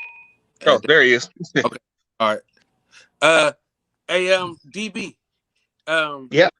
Between you, DJ, and Cam, I want y'all to break down this card. I don't know if you can see it good enough. But if y'all can break down this card together as a unit, that'd be perfect. I'm trying to get these kids to lay down and go to sleep, so I'm gonna have to do some fatherly duties. But I need y'all to just go at it. This is y'all night anyway. This is MMA for Dummies. I'm gonna put that banner back up so they know what's going on. I'm waiting to do that after y'all break these fights down. I'll put the banner back up. MMA for Dummies. So the MMA dogs, y'all can go ahead and have at it. Boom, bruh, man, Tam, what's up with your family? What's going on? What's going on? I was trying to change. Oh man, just got me a knockout on this UFC. Oh, you right on the right UFC? What you on, PlayStation or Xbox? PlayStation. Oh man, come on now. Come on, if it ain't PlayStation, it ain't true, man. Oh man, PlayStation for the kids. That's why that joystick's so small. see, we got the new one. It got bigger. We got the new. Yeah. Oh, it look a lot like an Xbox controller, don't it? It is pretty similar, right? But my thoughts on the Stipe and Francis fight. My big thing is Stipe has felt Francis's power before. Like you see a lot of these guys when they get hit by Francis and they start getting that 1,000-mile stare after if the first shot doesn't knock them out, they get that 1,000-mile stare and it's like, what in the hell was that just hit me? So number one, Stipe has felt Francis's power before, and he did knock him out. Another thing, like you said, DB, yesterday, while you were giving your brief breakdown on Fred's show, I like to see these guys at the weigh-in as well. Francis coming in at 263 tells me he's going to be upwards 280, 285 on fight night. Now, I haven't seen many heavyweights be able to carry their power at that size throughout an entire fight. Like all the champions that I've known that have carried their power have been around 240, 250 throughout the fight. I want to see how Francis is going to carry damn near 290 pounds for 5 rounds, because I don't think Stipe is going to knock him out. I think that's Francis's only shot. I don't think he does anything better than Stipe. He has better power, but as far as being an overall striker, I think Stipe is a better overall striker than Francis. I think Stipe is also a better overall wrestler than Francis, but we got to see these changes that Francis has made because we haven't been able to see him because he's been starching guys. Like it's a lot to do with genetics and also him digging in sand mines during his upbringing. Like I love that story, man. His story is so touching that I listened to him tell it on Joe Rogan's podcast probably about a month ago, and how he was digging in sand mines and shoveling sand just to pay for school. So I mean, it's hard to root against a guy like that. And if he were fighting anybody else, including my man down there in Houston, Texas, who already beat him in an uneventful fight in Derek Lewis, I'd be rooting for Francis, but I just think Stipe has his number. And Stipe, something else that was brought up about Stipe is how he brings in elite amateur boxers and some pro boxers in to spar him, and he just simply works on his defense. So that's why you started seeing in some of these fights, and even in the Daniel Cormier fight when he had to make adjustments, he slips and rips like a pro boxer. He's able to move his feet, move his head. Daniel Cormier even said a few times where I thought Stipe was going to be there, he wasn't. He was able to move after that first fight. He moved his head. He's able to move his head, move his feet, and utilize that small cage very well. And so I just don't think Francis is going to be able to carry all that weight for 5 rounds. Well, I think the easiest thing for me to say to that is if Francis was boxing with volume, if he was throwing a ton of head kicks, and if he was throwing heavy haymakers repeatedly throughout 5 rounds, then yeah, it would be hard to sustain. But I don't think that's ever been his strategy. And I don't think that's going to be it. Obviously, with how the results went with not just that fight, but, they knew how he looked in the gym. So I think they made the proper adjustments, and at this point now, it's just time for us to see it. Yeah. Stipe coming in at such a small weight just says that he wants to move around a lot. So he wants to move around because he wants Francis to try to chase him. This is just my thought, right? Yeah, that's fair. That's fair. But when it comes to the wrestling game, I just don't think that a 230-pound. I mean, he'll gain an additional 10 pounds, but I think he'll probably be up to 250 when the fight starts. Yeah, he'll put on about 15 pounds. You're right, but I don't think he'll put on more than that. It may be somewhere between 12 and 18 pounds, but he's been he's really lean. So I don't think he puts on too much weight after he rehydrates. But from a wrestling standpoint, from a grappling standpoint, I don't think that he, number one, is going to be easy for him to take down Francis, with Francis working on his takedown defense. Also seeing how Derek Lewis finished Curtis Blades with that uppercut, or having a knee ready for him when he comes in for a takedown. But I don't think that Stipe is going to be able to take him down and hold him down. So even if he gets the takedown, I think that Francis will be able to scoop, get to the gate, and use the cage as his ally, and be able to get up from those, and then start to work from the feet again. But I'm pretty sure that, he would have to have the dumbest team around him, and that includes Kamaru Usman, that includes Dewey and Eric. All of those dudes. It means that they would all be really dumb to have him just to come out there throwing haymakers in round one, and if he doesn't get the finish, then he's tired out. Yeah, that just doesn't make sense. So if everybody's looking for the same Francis and a different Stipe, then that person would also be questionable in my mind. But go ahead. Go ahead, bro. Yeah, I'm kind of in the same boat as the both of you. I want to see what these changes are that Francis. I just rewatched that first fight back, and the first 3 rounds to me, it seemed like Francis wasn't in it as much, and then as it went longer, he came on with just big shots. So after hearing him, he said he wasn't really in the fight from the beginning of the day. So I'm just interested in seeing how it's going to play out. Yeah. So who are you picking in that fight? Final prediction. I want Francis, but I think Stipe might win. Gotcha. I think Stipe he might be the best heavyweight we've seen. I think Daniel Cormier only knocked him out that first fight because of the damage he took in the Francis fight. Good point. Okay. But that was also a good shot that Cormier put on him. And going into that first fight, you would hear stories coming out of that gym how Daniel Cormier was knocking everybody out since he was able to put all that weight back on. Because you remember the only reason Daniel Cormier was probably the second best heavyweight in the world at that time when he dropped that. Only reason he dropped down to 205 was because his friend and training partner, Cain Velasquez, was the champion at that time. As soon as Cain was out of the picture, Daniel Cormier was ready to move back up, but he still had business with John Jones. He was still right. He was still locked in that rivalry with John Jones, and he wanted to get that win back with John Jones. And then John would get stripped of the belt, so they had to put the belt back on. Daniel Cormier. And so I think he got stuck at 205 too long after Cain didn't have the belt anymore. But something else that I was thinking about today, because I just watched that fight again Monday as well. What's gonna happen when it's round 3, and let's just say Francis has touched Stipe a couple times, and Stipe is still there? I think psychologically that's gonna play a part into the fight too, because Francis will probably be like, what do I have to do to get this guy out of here?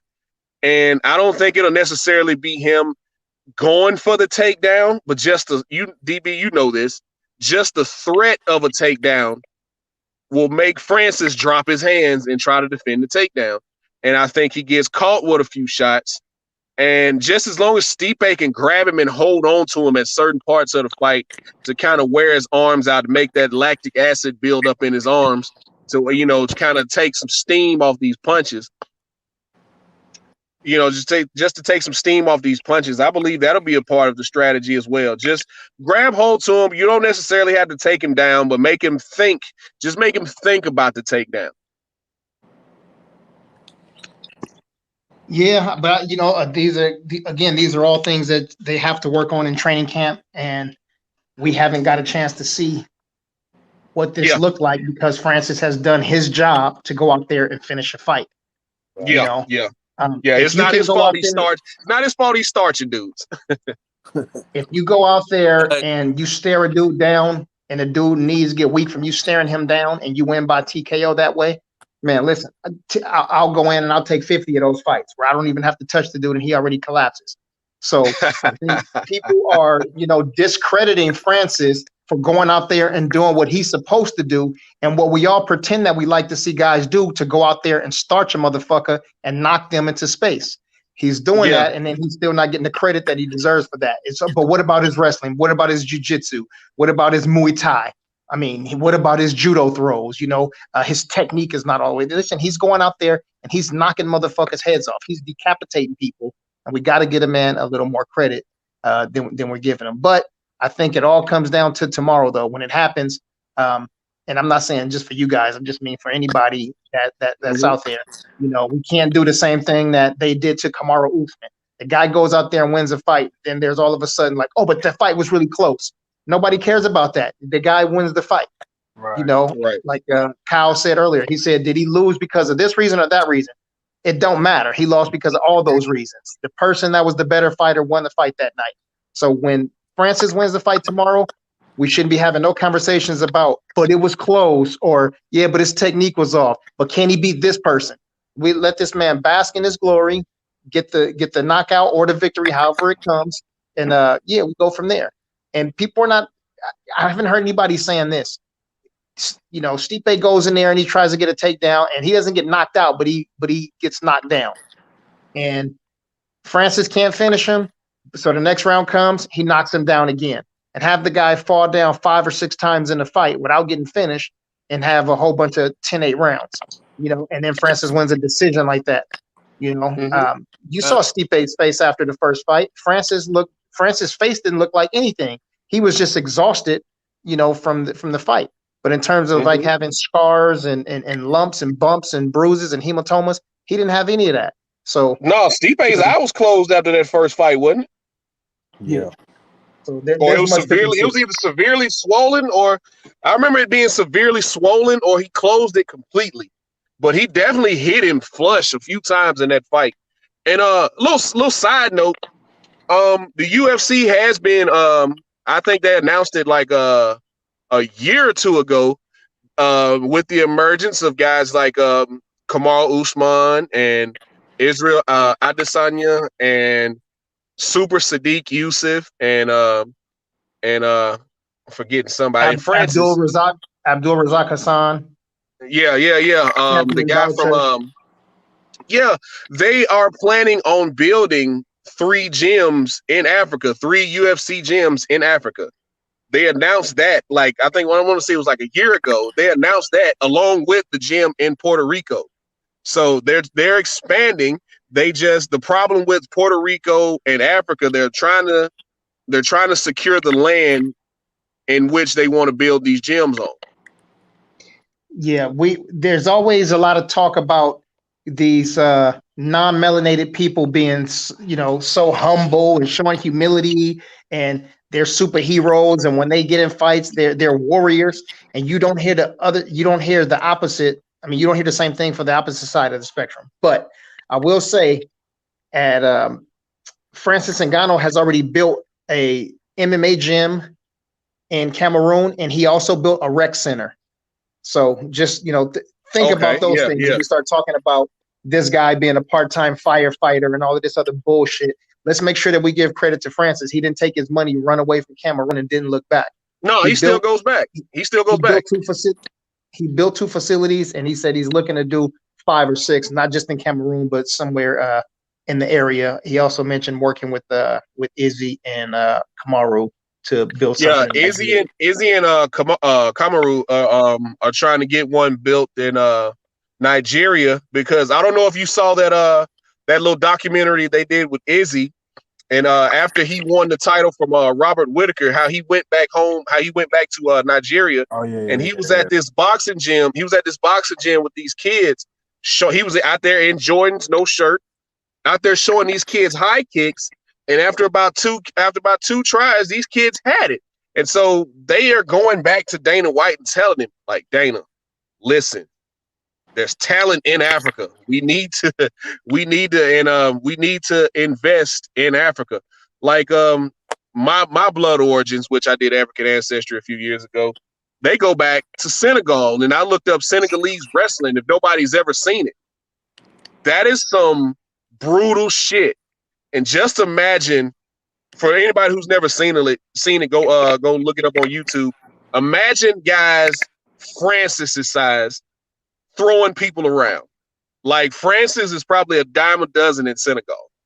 There are a bunch of guys that look just like him, that look just like Kamaru, who will probably dominate a lot of these guys in the UFC right now with hardly any training. So, DB. Yes, sir. Give me your thoughts. We kind of touched on it. Me, DJ, and Cam touched on it. Give me your thoughts on Tyron Woodley. Let's get to the second fight. Let's do it. No, I mean, you touch on it real quick, but do you think he's finished, or do you think he has something left in the tank? Let's talk about this fight. Okay, for sure. All right, so let's see. Tyron Woodley. Tyron Woodley is he's coming off of 3 consecutive losses. Now let's be fair when we say this. Those 3 losses. Can you guys put your phones on mute for a second? Sure. Thank you. He's coming off of 3 consecutive losses, and those losses are to the 3 best guys in the division. He lost to the champion Kamaru Usman. He lost to the #1 contender Gilbert Burns, and he lost to the #2 guy in the division in Colby Covington. So even though people, and including me, give him a lot of shit for that, he is fighting the best guys in there. Now, he's not looking like the same guy he was. As a matter of fact, he's not looking active at all. He looks like a completely different guy in there. I think he needs to use his wrestling more. He should have used it then. But again, he had 2 guys who are equally as good in the wrestling department, and 1 guy whose jiu-jitsu was equal to or better than his wrestling. So, there's not much else that he could have done there. Now, he's fighting against Vicente Luque. Now, typically, I don't like stand and bang, rock'em sock'em robot guys that just stand there and just throw punches and get hit across the head. But I do like Vicente Luque because he is well-rounded. He uses punches. He uses boxing, kickboxing. He uses Muay Thai or add-in knees, and he's a jiu-jitsu brown belt. So he's pretty good on the ground. He's just overall a well-rounded guy. I like his fighting style. I just wish he'd move his head a little bit more. Then I like him a little bit more. But Luque is one of the best guys in the division too, man. His only losses come to Stephen Wonderboy Thompson and Leon Edwards. Again, 2 of the top 5 guys, top 6 guys in the division.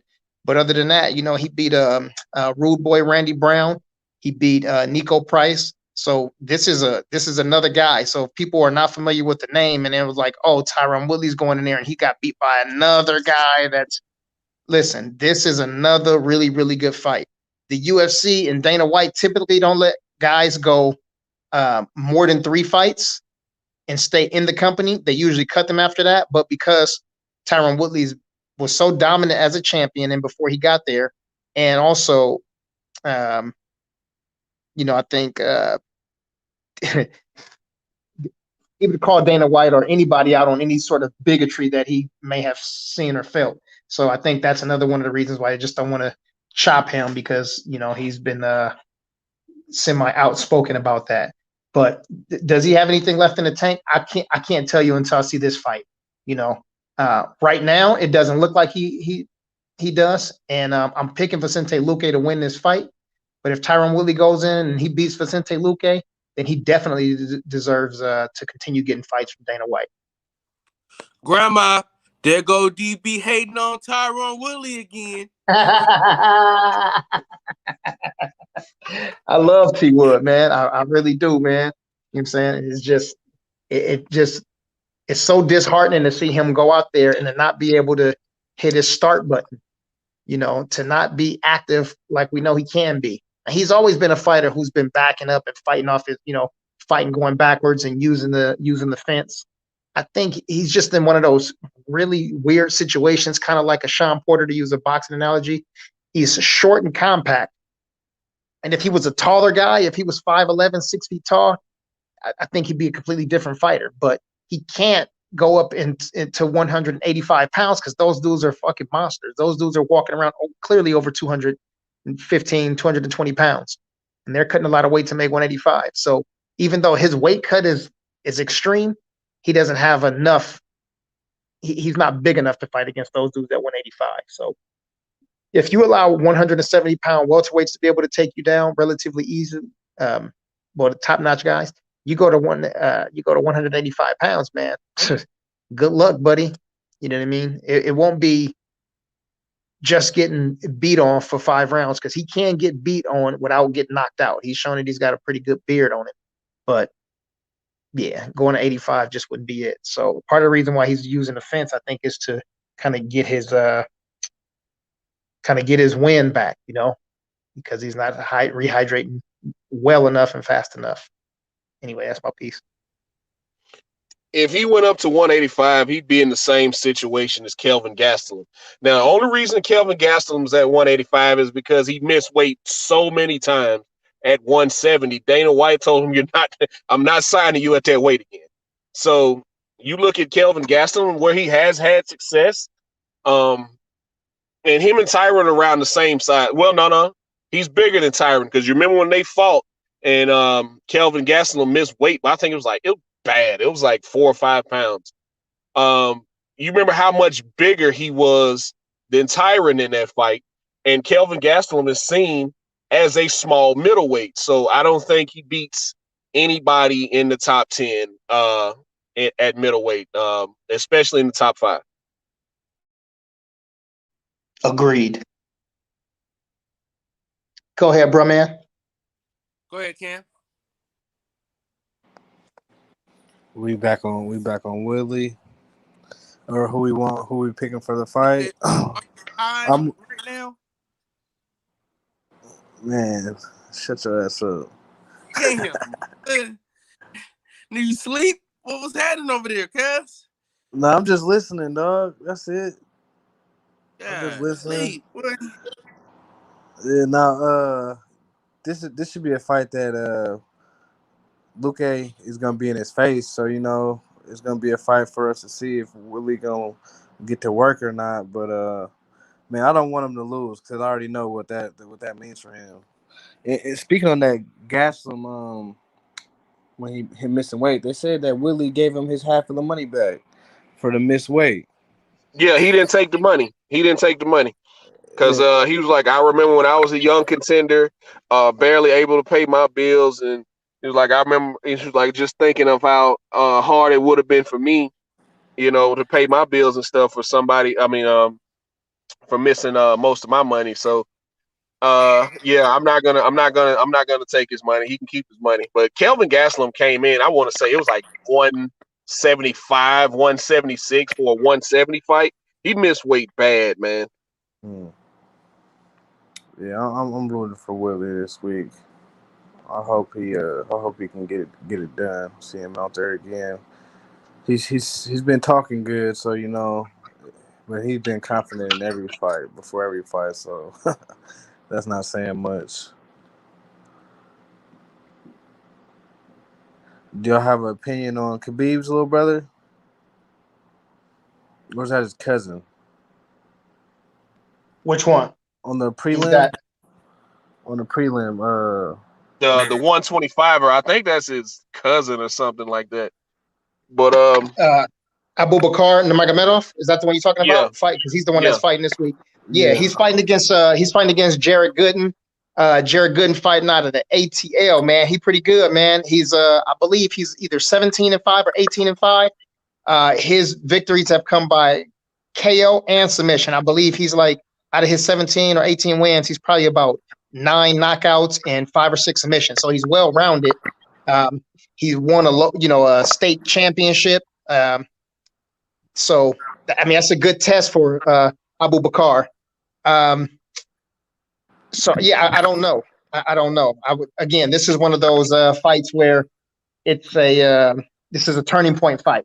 You know, if he can beat Jared Gooden decisively, then he's still not ready for the elite guys after that. But it's definitely a step in the right direction for the young Nurmagomedov. Yeah, I'm looking over here. It says Jared Gooden has 100% takedown defense. That's definitely gonna get put to the test tomorrow. Yeah, absolutely. Yeah, but that's one of the fights that I'm looking forward to, though, for sure. Yeah. But I'm looking forward to that Sugar Sean O'Malley and Thomas Almeida fight. That's gonna be a good fight. Yeah, I'm not a fan of Sugar Sean, his antics, his fighting style is dope. I like the way he fights. But there's just too many things that rub me the wrong way about him. I just know that if he finds more success than he's already had, I mean, he's already an arrogant dude, and I'm fine with a little bit of arrogance, but I know he'll get outside the cage and he'll start getting around black dudes, calling them niggas. You know, that's my nigga. He'll start acting like Mike Perry. I've seen this dude before. You know what I'm saying? I've seen this dude 100 times before. I know exactly who he's going to be. He's going to be the Conor McGregor. You know, I'm going to get on my horseback and ride through the favelas and rape your women and I'll slap your wife on the ass. I know this is who this guy is. He ain't that extreme now. He ain't that extreme. No, listen to what I said. If he finds more success, he's going to find more money. And some of these dudes, when they get this bread behind them, man, you can't tell them shit.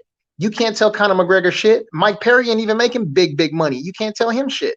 So, you know, yeah, I'm not a fan of the dude before the weigh-ins. Everything after the weigh-ins, I like the way he fights. But in his last fight, you know, he got kicked in his fucking leg and he had dropped.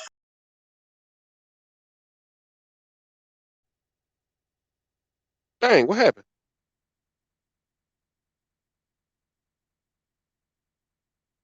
Oh, hold on. I'm trying to get him back in. Hold on. Okay. DB. Yeah, can you hear me? Yeah, man. Your phone be going in and out, man. Oh, I was talking. I think I probably had it pressed against my face or something, man. But anyway, man, you know, during the weigh-ins and everything before the weigh-ins, his antics are just crazy. But once he gets into the octagon, you know, his fighting style is really cool. You know, he beat one of my teammates, Terrion. Yeah, the dude can fight, man. You know what I mean? It's just all of the extra nonsense, you know, that goes on with this dude, and not giving Cheeto Vera his credit for beating him. Yeah, that was weak. So, but not only that, though, Thomas Almeida is a really good fighter too, you know, and he's been in there with some good name dudes. You know, he's been fighting for a while. He's young. He's vibrant. He's solid stand up. He's solid on the ground. So, you know, this will be another good test. This is, and I'll say this a lot, but this is one of those turning point fights. So whoever wins this fight right here, yeah, they're definitely ready for. I mean, I guess they're both probably in the top, you know, in the top 15, but yeah, they'll be ready for a top 10 guy after this.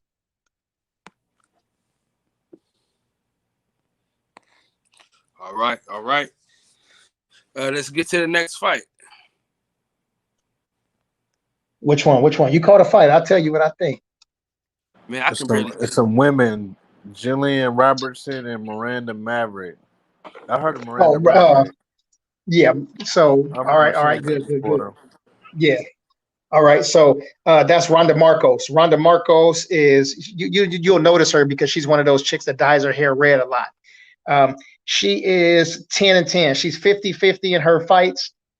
She's a heady fighter, and when I say heady, I don't mean she's cerebral and intellectual. I mean that she gets in her own head. You know what I mean? She's 10-10, but she lost to really good girls. She lost to Mackenzie Dern, which is one of my favorites. She lost to Amanda Hebus. She lost to Courtney Casey. These are really, really good girls. But I think she's got the complexion for the protection. With her fight record, she should have been cut because she's not going out there being competitive in those fights. She's going in those fights and she's getting beat. But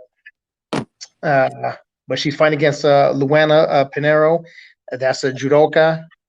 She is 8-1. She got 6 wins by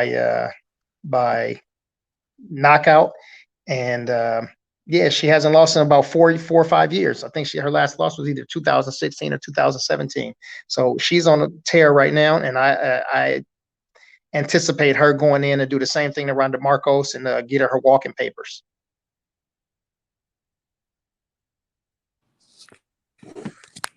All right. So, how did you feel about that last? What's the guy's name, DJ? The one that got kneed in the head. Aljamain Sterling. In the rematch, how do you see that rematch going? Oh man, Aljamain Sterling came out. He looked really good in the first round. He was on fire. He had good volume. In the second round, in the first half of the round, he looked good, and then he really, really started to fade after that. I think that the fight will be much more evenly matched because obviously he knows that he can't go in there and I mean, no matter how good your cardio is, I think he had an adrenaline dump, and on top of having an adrenaline dump, you're getting hit in your head, you know what I mean, and getting taken down. That'll definitely put some wear and tear on your body. So I think it'll be a more evenly matched fight this time, and I don't know if he can get the fight to the ground in the first round or two, then I give him the advantage. If he can't get the fight to the ground in the first 2 rounds and doesn't use his wrestling, then I think he'll lose by decision to Peter Yan. DJ, I just think he needs, like you said, DB. I just think he needs to slow everything down, man. He was rushing his shots too much, and he was walking into stuff because he had Jan's number that first round, about that first round and a half, but he didn't slow down, and he started coming in reckless with stuff just because he was getting off. Now, he wasn't necessarily connecting with everything, but he was just staying busy. And Dominic Cruz is one of the only guys that I know who can keep that frantic pace for 5 rounds. Dominic Cruz and Demetrius Mighty Mouse Johnson, I'd say, are probably the only 2 dudes that I know that can keep that frantic pace for 5 rounds. And I didn't think he'd slow down. Like you say, he's always in great shape, always in great condition. But this was his first 5-round fight. This was his first championship fight. I think now that he's been in there and had that experience and had the bright lights of a championship fight, I think he'll go back. Him and his team, they'll make adjustments. They'll watch it. They'll watch the film, make adjustments, and you can hear Ray Longo in his corner saying, "Aljo, slow down. Just slow down. You got him. Just slow down." And he was diving in very reckless with takedowns, and he'd either get caught with something, or he'd get his takedown stuffed, or he'd get it reversed to get slammed his damn self. So I believe if he just comes in more composed, I believe he'll beat Yan this time. I really do. Do you guys have an opinion on how he's been operating since the fight? Yeah, that's some sucker shit, man. Like your initial reaction, his initial emotional reaction. Now, he wasn't all the way there. I believe after he got concussed, and I believe he was KO'd from that knee. But now, taking pictures with the belt and kind of poking at Yan is not something I'd like to see. But at the same time, you did foul me. That's on you. You were winning the fight, according to 2 judges. You were winning the fight. But you did foul me. That was an illegal blow. It was intentional. But I don't like him posing with the belt. But that's just the rules of the game. The guy fouled him. He couldn't continue. Therefore, and it went past 2 rounds. Now, If it had just been after the first round, it would have been a no contest. But since it went kind of like boxing, after 4 rounds, is it 4 rounds or 6 rounds? They go to the scorecards if there's an accidental headbutt, and they'll go to the scorecards to determine a winner. Similar in the UFC, after 2 rounds, they'll go if it was intentional, and the guy can't continue, they'll DQ you. So, and that's what happened. So, by virtue of the rules, Aljamain is now the champion, but that changed a lot of things. Now, Aljamain is going to get a champion's purse going into the next fight. He's going to get pay-per-view points for people who buy the fight. And so, yeah, that just changes the walkout order and what corner they come out of. But like I said, I believe if Aljo just slows everything down and keeps a steady pace and not a frantic pace throughout the fight, I believe he'll beat Jan. So who did win that fight? I'm sorry. Let me ask a question. Who's the champ at 125? Davison Figueiredo. Right. Who's the champion at 135? Aljamain Sterling. Who? Right. So he's the champion. I got you. He's the champion. So why shouldn't he be able to take a photo or take photos with his belt? Right? Did he get caught cheating, or did Peter Yan get caught cheating? Can you answer that for me verbally? Peter Yan fouled him. He fouled him. Right? That's how he lost the fight. Yes, sir. Okay, Peter Yan fouled him. So we can't blame. I mean, this shit it sounds like real life, right? It sounds like the oppressor is the one being blamed for being oppressed. I mean, this shit just trips me out. When there's certain people that's doing it, again, the same names I call, Conor McGregor, Mike Perry. I don't know, with some people, it's called trolling. It's called good gamesmanship. But when Aljamain Sterling does it because he was kneed in his fucking face by a cheating opponent, now all of a sudden he's supposed to tuck his tail and go hide out? No, you do exactly what you should do to get in this dude's head. I got this belt because you fouled me, you piece of shit. Now come get it back. I got you. But I also would have felt the same way had Anthony Smith not gotten up from when John Jones fouled him in their fight. Remember, that's the only difference between what happened with Jan and Aljo and John Jones and Anthony Smith. Anthony Smith should have laid there. He shouldn't have gotten up. You would have been the champion, sir. Okay. And they would have went in there and they would have fought again. He was getting beat up, and they would have fought again. It would have been the same thing. I don't care. I'm not comparing it to that fight right there, because Anthony Smith knew, even if I get this belt right now, John Jones is the GOAT. They're going to give him an immediate rematch, and he's going to go in here and he's going to fucking annihilate me. And people are not going to give me credit for this win because I was getting beat up the whole fight. At least Aljamain had the first round in his pocket. Anthony Smith didn't have a round. No, he didn't. So I get what you're saying. I don't like it for my taste because, like, you know you were losing that fight. But I feel what you're saying though. He's the champion. He deserves everything he's doing with the belt. Personally, I wouldn't do it because I don't because remember what he said after I don't want the belt this way. But all of a sudden that flipped. Yeah, I think he was foolish for saying that. Listen, these people or those people are never going to give you credit for being a soldier, a warrior, a pugilist, a combatant. They're never going to give you credit for that. They're never going to say that you have heart. They're always going to find a way of belittling you and putting you down.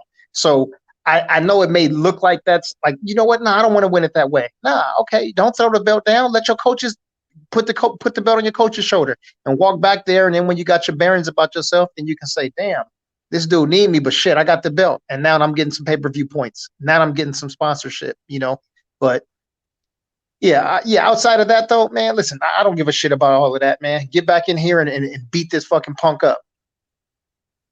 Gotcha. Because he ain't, he beat not Frankie Edgar. He beat Uriah Faber. He beat Jose. I can't remember somebody else, but he beat a bunch of older fighters. I won't say has-beens because these guys still have John Dodson. He beat John Dodson. He beat Uriah Faber, and he beat Jose Aldo. Right. So those are who's all coming off of a loss. Right. So those are all, guys who still could have beaten him, but they didn't. So he gets his credit for that. But yeah, let's set that rematch up and take that fade again. Oh yeah, we definitely need that rematch. I believe it'll happen sometime in either June or July. But they saved that July card for the big fights. I wonder who's going to headline that July card. Yeah, we shall see. Yeah, yes, sir. Reggie said, take the fight and defend it against the same guy. Yep, Reggie, that's right. Oh yeah, they got to run it back. It's only right they run it back. Yeah. What's the next fight? Let me see.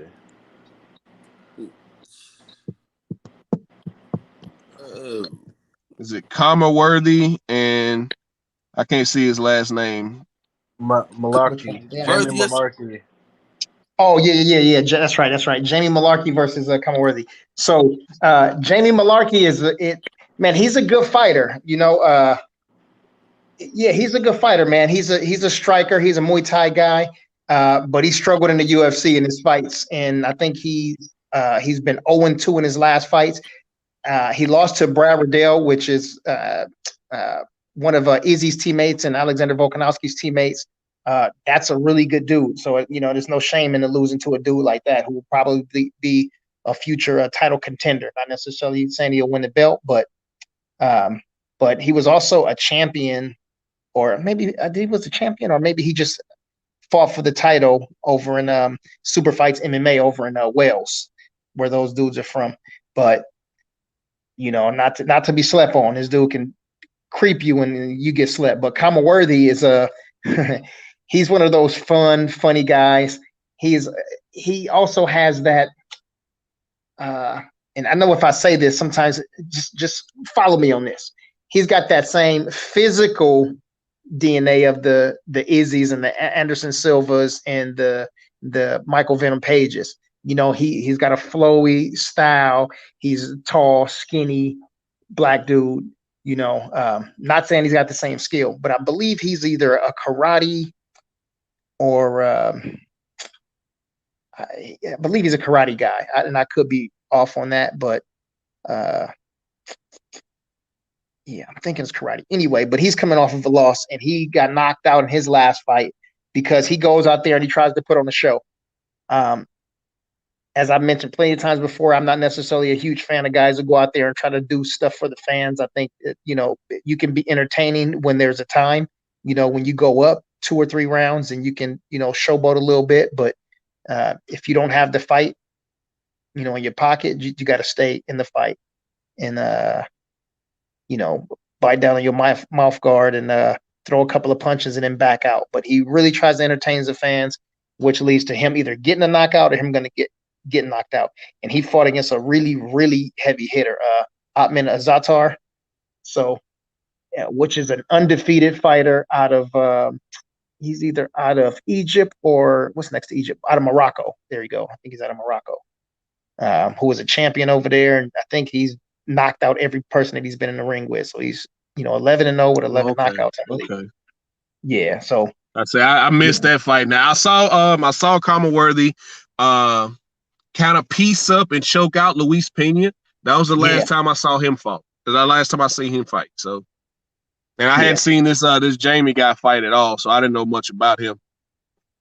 Yeah, I still think Worthy can go in there and he's got to redeem himself for that first round KO, but I think he go in there and I think he'll get it done. I don't know, somewhere within 3 rounds. Right. Yeah, but Kama is a favorite. I believe he's a minus 135 favorite. So yeah, I got Worthy winning the fight. And I'm gonna say second round KO. I'm gonna say, I really don't call finishes.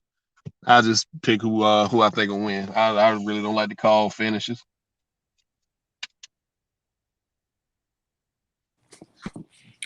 Bro, man, where you at? Hey, he sleep, cause he gotta be sleep. Man. So man, it's another great show, man. Another great show, man. Thanks to the MMA guys, man, for showing up. Hold on, Count. Yeah. Go ahead. I'm sorry, because there's one more fight, man. And listen, I'm from South Central, man, so I got to make sure. Yeah, so I got to make sure I shout out all my people from the town, man. I didn't see the other fight. Yeah, so this is the main fight on the undercard. I mean, on the prelims. Oh, okay. And that's Minifield. Alonzo Minifield, straight out of LA. You know what I'm saying? And he's going against Fabio Charant. And Alonzo coming off of a loss, he got knocked out by OSP in the second round. But before that, he beat Paul Craig. He beat Devin Clark. And I think he's in 11 fights. He's got 2 losses, but all 9 of his victories have come by knockout. So he got a lot of power in his fist, man. And he's fighting against a submission guy. Charant fights out of Sidiotong, which is a Muay Thai gym out of Boston, Massachusetts. They had a ton of guys with talent come out of there, but he's a submission artist, and he's the former LFA, which is the organization that Clarissa Shields will be fighting for. But he's the former light heavyweight champion. I thought she was in PFL. I'm sorry. You are 100% correct. But in LFA, he is the light heavyweight champion. So this ain't no slouch. So this will be a good fight. And this is one of the fights that I'm looking forward to most. But shout out to Alonzo. Atomic Alonzo. That's right. Man got nuclear missiles in his hands, man. I've seen him send people flying. DB, you made great points about Aljo. You changed my opinion. Thank you, sir. You're right. I appreciate you. He need to be doing more. Yeah. I hope he gets the job done, though, man. That's what I hope. He was just getting tossed around. I'm like, your wrestling game, like, that's not how you're supposed to do no takedown. Ass all in the air. Yeah, he's getting tossed around. He's getting a little bored. I'm like, man, what's going on? Yeah, I think that was because he was tired, though, as the fight went on. Those some of those sloppy takedown entries. I think that was because he was tired and he started getting flipped and ragdolled. I was like, this is not Aljo. He has great takedowns and great submissions. He got his back a couple times, but just he couldn't do anything with it. Yeah, man, listen, it's going to be a good card tomorrow. Some of the names are not, noticeable or recognizable to guys who haven't been watching mixed martial arts for a long time. But when you guys watch the fights, because I believe a lot of guys are going to get a chance to watch the fights, and a lot of guys are getting more interested in MMA. But watch the fight with a casual eye, and look at the guys, watch their technique, watch the way they are in the corner. Don't expect submissions and knockouts in every fight, because if you do, then you'll be disappointed and you'll say that it was a bad card. But if you just take your time and try to pay attention to all of the things that are going on and use this card as as something that you can learn from, and then you can go into the bigger cards, because there's something that's big coming up with Kamaru Usman, next month. So yeah, I was just talking about that card before you came in, DB. Yeah. But a lot of times, like I was telling Kyle earlier, a lot of times when you get cards like this where the guys are probably not the most known and recognizable guys, you get a lot of great fights out of these cards because these guys have something to prove. Absolutely. But Yeah. that next card, though, DB, that next card, son. Hey, just Kyle, real quick. Let me spend 30 seconds. The next pay-per-view, I should say. The next pay-per-view. Right. If you don't mind, Kyle, 30 seconds. Yeah, that's UFC. No, go ahead. Hey, listen. Hey, man, if y'all want to go, we can go, man. You know what I'm saying? No, I'll get it off, but just it's UFC 261. No. That's in Jacksonville. What I mean by that, I'm saying, like, if y'all want to keep going on, y'all can keep going on. Yeah. No. I think we covered it. I mean, unless the brothers want to talk about it a little bit more, but I just wanted to cover that one real quick too, so guys can start looking at that one a little bit. Now, listen, we got something that's heavy on the line tomorrow. So, I think we shouldn't spend too much time looking past this. We should be watching all of the weigh-in videos, looking at guys' eyes, looking at the conversations that they have with their coaches, looking at their knees and see if their knees are buckling. watching Hey, the press grandma. conferences. Hey, grandma. DB hating on Stipe again. Yeah.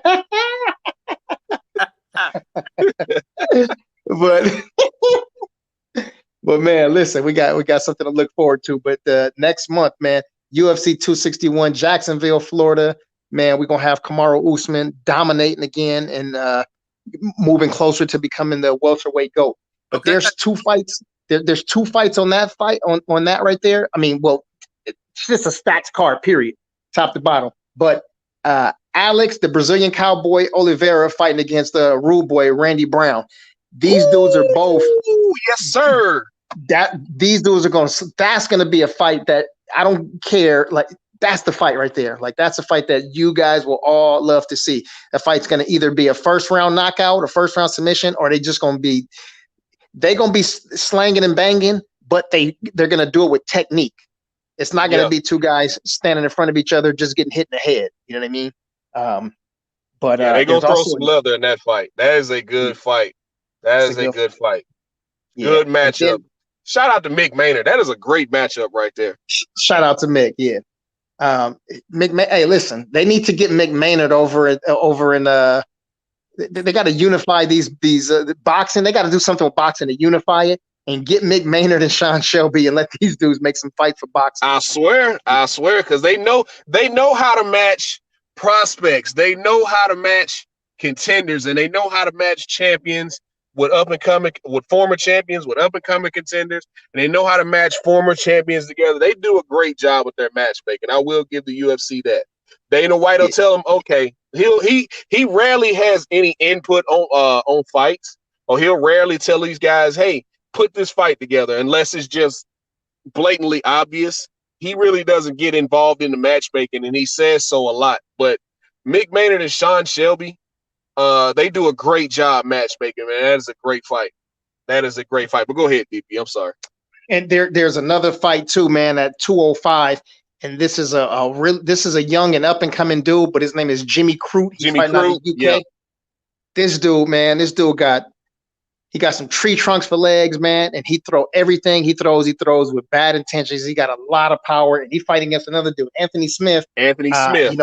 Listen, he got a couple of losses, man. He lost to Jan Blachowicz, and he lost to John Jones, but this dude still got dynamite in his hands, man. So Glover knocked his teeth out.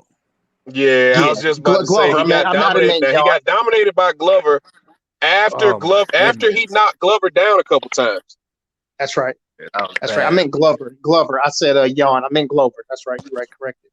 He also lost to Rakic and Santos too, didn't he? Yeah, he did. Yeah. Okay. So, but he's still a solid fighter. Yeah, still a really, really good fighter. How you? I wanted to ask you, since I asked DJ, how you feeling about Holland after that lackluster performance? Man, he talked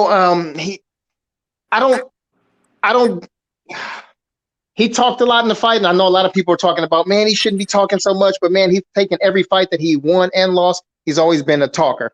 I just think that there should have been more of a sense of urgency with his skills on the ground, with him having a Travis Lutter black belt and him having really good submissions and having long limbs.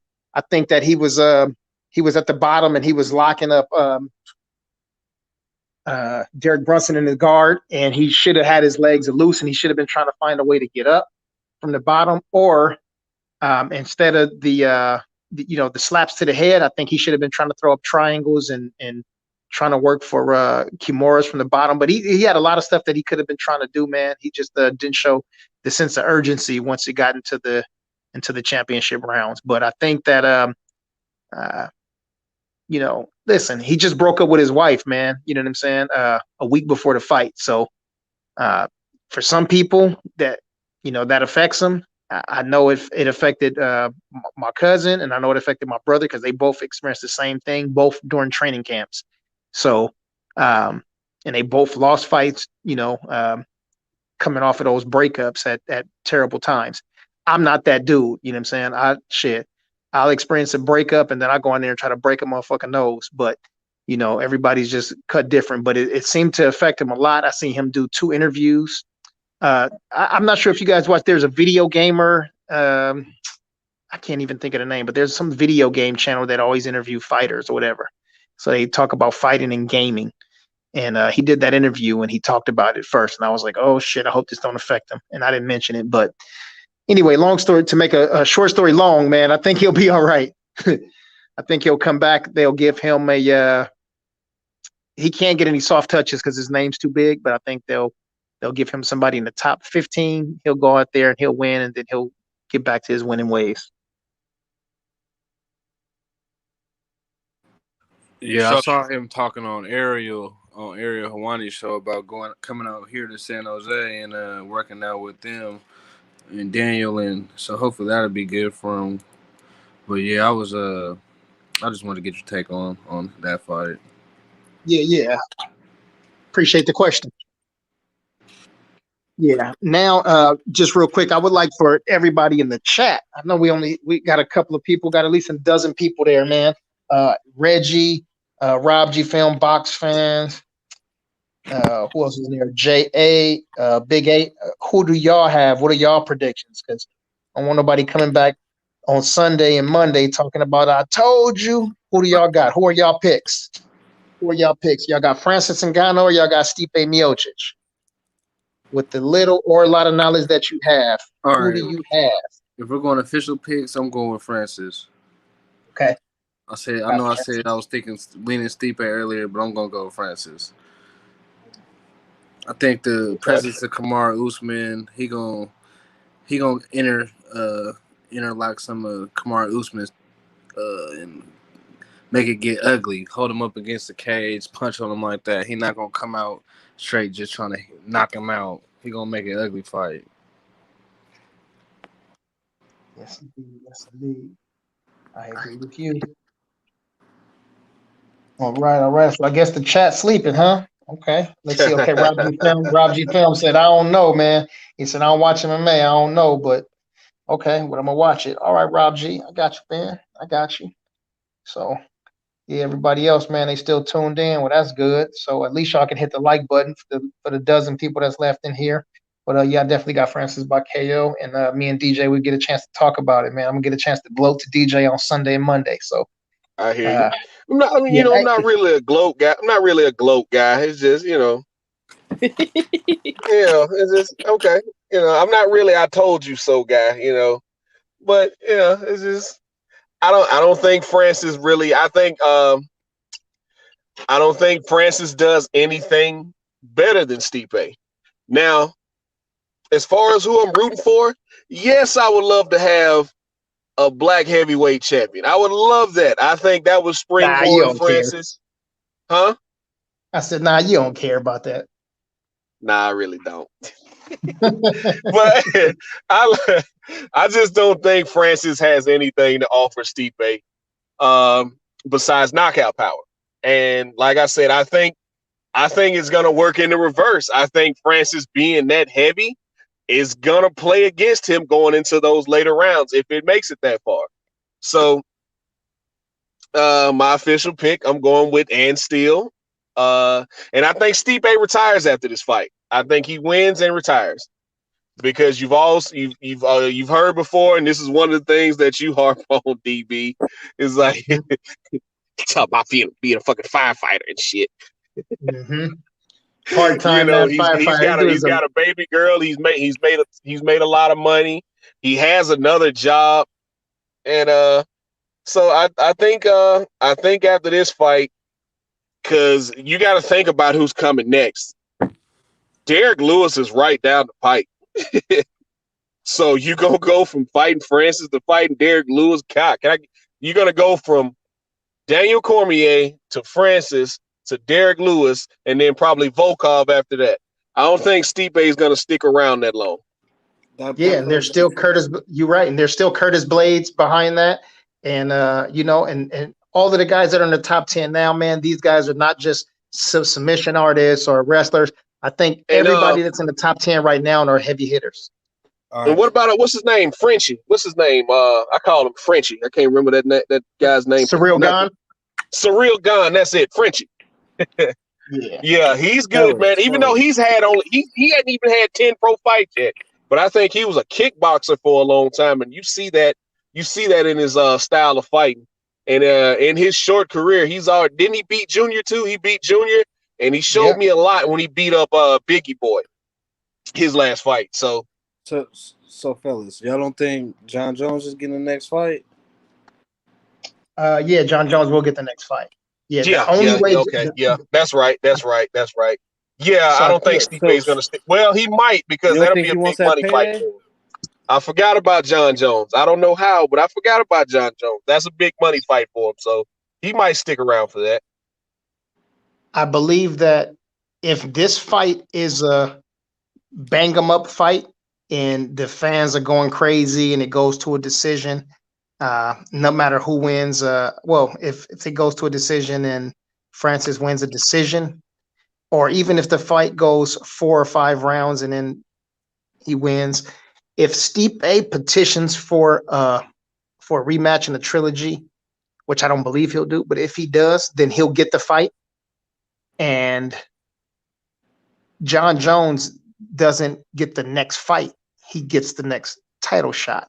So Stipe can still fight against Francis again one more time, and then John Jones will get the fight after that. So you don't think we see John Jones until he fights for a belt at heavyweight? Right. That's what Dana said. So yeah, I'm about to say that's what Dana said. Dana said he gets the next title shot. So unless Francis wins, I believe that'll be Stipe's next fight. If Francis wins, just like DB just said, they'll have to do a trilogy. Right. Yeah. He had a hard time not saying. Was that today or yesterday in the little press conference? He had a hard time not saying that John Jones, if Francis won, that it would be John Jones next. He said, it'd be hard not to give Stipe the rematch. Yeah, see, that's Dana right there. But one thing I don't do is I don't trust things that Dana White says. He'll pretend like he doesn't know what's going on, and then 24 hours later, he's got this he's got this elaborate game plan. So I don't listen too much to what Dana White says. I'll repeat something that he says, just to parakeet some things, but I don't trust him. And shout out to Damon Walker. Damon Walker said Stipe going to sleep. To echo that, DB, there's a reason why Dana White is an excellent poker player. He got kicked out of I think it was the MGM Grand because he hit him for I think it was 2.1 million one night. So they kicked him out. So he's been known as a great poker player. So he has a great poker face. He just we'll see what happens. I don't make fights after right after the fight, but he's on the phone with guys that night. Yeah, you're probably gonna get this fight. Oh, DB, before we go, what do you think about Miesha Tate coming back?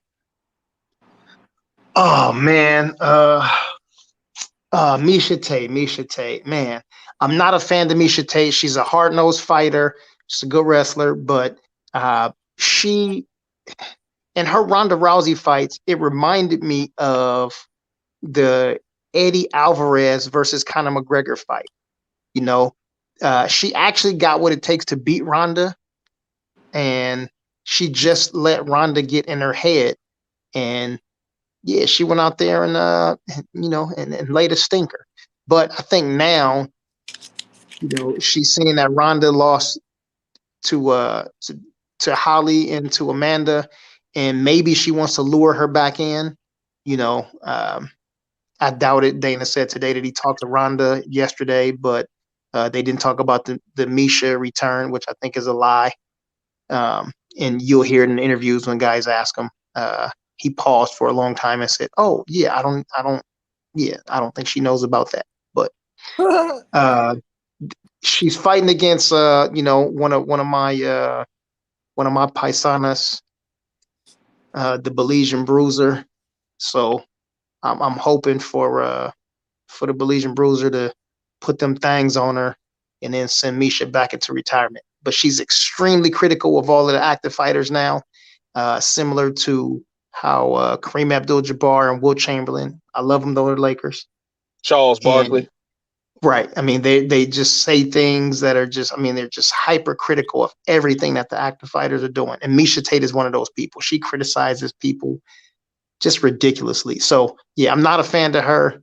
And yeah, I hope she gets her fucking nose smashed again. I'm a fan, but my initial reaction to it was why? You hadn't fought in 5 years, lady. You've had 2 kids. And that's why Ronda ain't coming back. I think Ronda and Travis Brown are still trying to have kids. That's why she walked away from WWE, because she wanted to start a family with him. That's what she said anyway. But my initial reaction was why? Because who are you going to come back and fight? You said she's fighting against the Belizean Brute. I don't know the lady that you're talking about, but it's when a former champion comes back in MMA, I think about who in this top 10 or top 5 can they beat. And outside of probably Sarah McMahon, I don't see her beating any of those girls, man. Aspen Ladd is gonna beat her. I think Jermaine Durandamy beats her. Damn sure Amanda Nunes beats her. Who else? Who else is in that top? Ketlin Vieira. I think Ketlin Vieira beats her. I just don't see anybody. She's saying she wants to come back and be the best, and it's like, you don't beat anybody in that top 5, ma'am. I'm sorry. Agreed. And Reggie, to answer your question, so these people, they have to go through the USADA, like the testing pool or whatever, but the UFC has the ability to say they don't have to. So, since she's got a decent relationship with Dana White, she's got the complexion for the protection, brother. You know what I'm saying? And some big titties. So when somebody's got that combination right there, indeed, yeah, they get passes. I think it's complete BS, but that's what it is. Prime example of that is of re-entering the USADA testing pool. Look at what they did for Brock Lesnar 5 years ago before he fought Mark Hunt. Yeah, they put an exemption on there because you have to be in the USADA testing pool. I think was like 4 to 6 months before. Exactly. If you've been retired and you get out of the USADA testing pool, you have to be back in it like 4 to 6 months before they'll allow you to fight. But the UFC, like DB was saying, the UFC can petition for an exemption for you, so you won't have to go through said testing. And that's what they did for Brock Lesnar. They knew Brock Lesnar was juiced to the tits. They knew he was on all kinds of shit, and they still let that man get in there and fight Mark Hunt. Oh man! Yeah. What does that say? I missed that comment. I was laughing at juice to the tits. Oh yeah, yeah, man. He on that Canelo diet. You know what I'm saying? He on that Canelo diet. Just straight Mexican supplements. We won't say the S word, but we'll say Mexican supplements. And man was pissing hot in the firecracker, and they knew it. That's why Mark Hunt sued the draws off their ass, and he ended up settling out of court with them because they knew he was on the juice, just like John Jones should have sued him when they put him in there with Vitor, because they knew Vitor was on the sauce, and they still put him in there with John Jones and almost took John Jones's arm off back in. You remember that fight, DB? Oh yeah, 1,000%. Yeah, put him in that triangle and got Jones's that arm off, and he was completely on the sauce, and the UFC knew it, but I think this was pre-USADA, if I'm not mistaken. That's true. But that's why shout out to Damon Walker, man. Damon Walker says Francis has worked on his boxing and takedown defense, so his cardio will be good. Shout out to D Walk. And Redcliffe says Cyril Gane is a student of Francis's former coach, Ferdinand Lopez. Lots of nasty underbelly inter-gym drama between all three. Yeah, so that'll be good. That'll be some good drama for Dana White to stir up. I didn't know that. Yeah, they used to be sparring partners and training partners and all of that. So, yeah. Nice. Yeah, so shout out to Redcliffe. And Reggie said Vitra almost ripped John Jones' arm off. Yeah, John was man. Listen, I think anybody else would have tapped, and John Jones. That's that stubborn, like I can't not lose mentality that he has that allows him to be that GOAT. You know. Yeah. Yeah. John Jones has it. Izzy has it. I'd rather die. Kamaru Usman. I'd rather die than let you win. It's hard to beat a guy like that. You know what I'm saying? So, and the first time I saw that was when he fought Alexander Gustafsson. That classic fight back in September of 2013. It was September, October of 2013. That classic fight with him and Gustafsson. John lost those first 2.5 rounds. Then he finally woke up. You remember Alex cut him? That was the first time he'd ever been cut. Had his lips swole up, had his eye swole up, and it was just he turned the switch on, I want to say probably halfway through that third round, and was like, I'm not going to lose this fight. I'm not going to lose. I don't care. I've been doing cocaine for I just got off cocaine 2 weeks ago. And I just started. I didn't train at all. All I did was cut weight for the fight. But I'm not gonna lose, damn it. And he dug deep and won that fight. Same thing with Izzy when he fought Kelvin Gastelum in that fight down here in Atlanta. When I went to that fight, you saw Izzy mouth to him. I'm prepared to die. You're gonna have to kill me to beat me. And so it's hard to beat guys like that, man, when they're willing to die than let you win. That's a fact. All right, man. Listen, I love y'all, man, and I appreciate y'all MMA talk, but I gotta take my raggedy ass to sleep, man. Hey, man, just leave the camera sitting right there. Don't even worry about it. Hey, listen. Y'all don't know how many times I had to go up there and get to these kids, man. You know, if I'm on vacation, man. I forgot. You got the kids to the neck. Yeah, man. They don't listen to their dad like that, man. You know what I'm saying? I be trying to be nice to them and try to, my wife, she own them. She at them. They attend hut when she here. Boy, these son bees, man. I'd have had to go up to that room a few times. Yeah.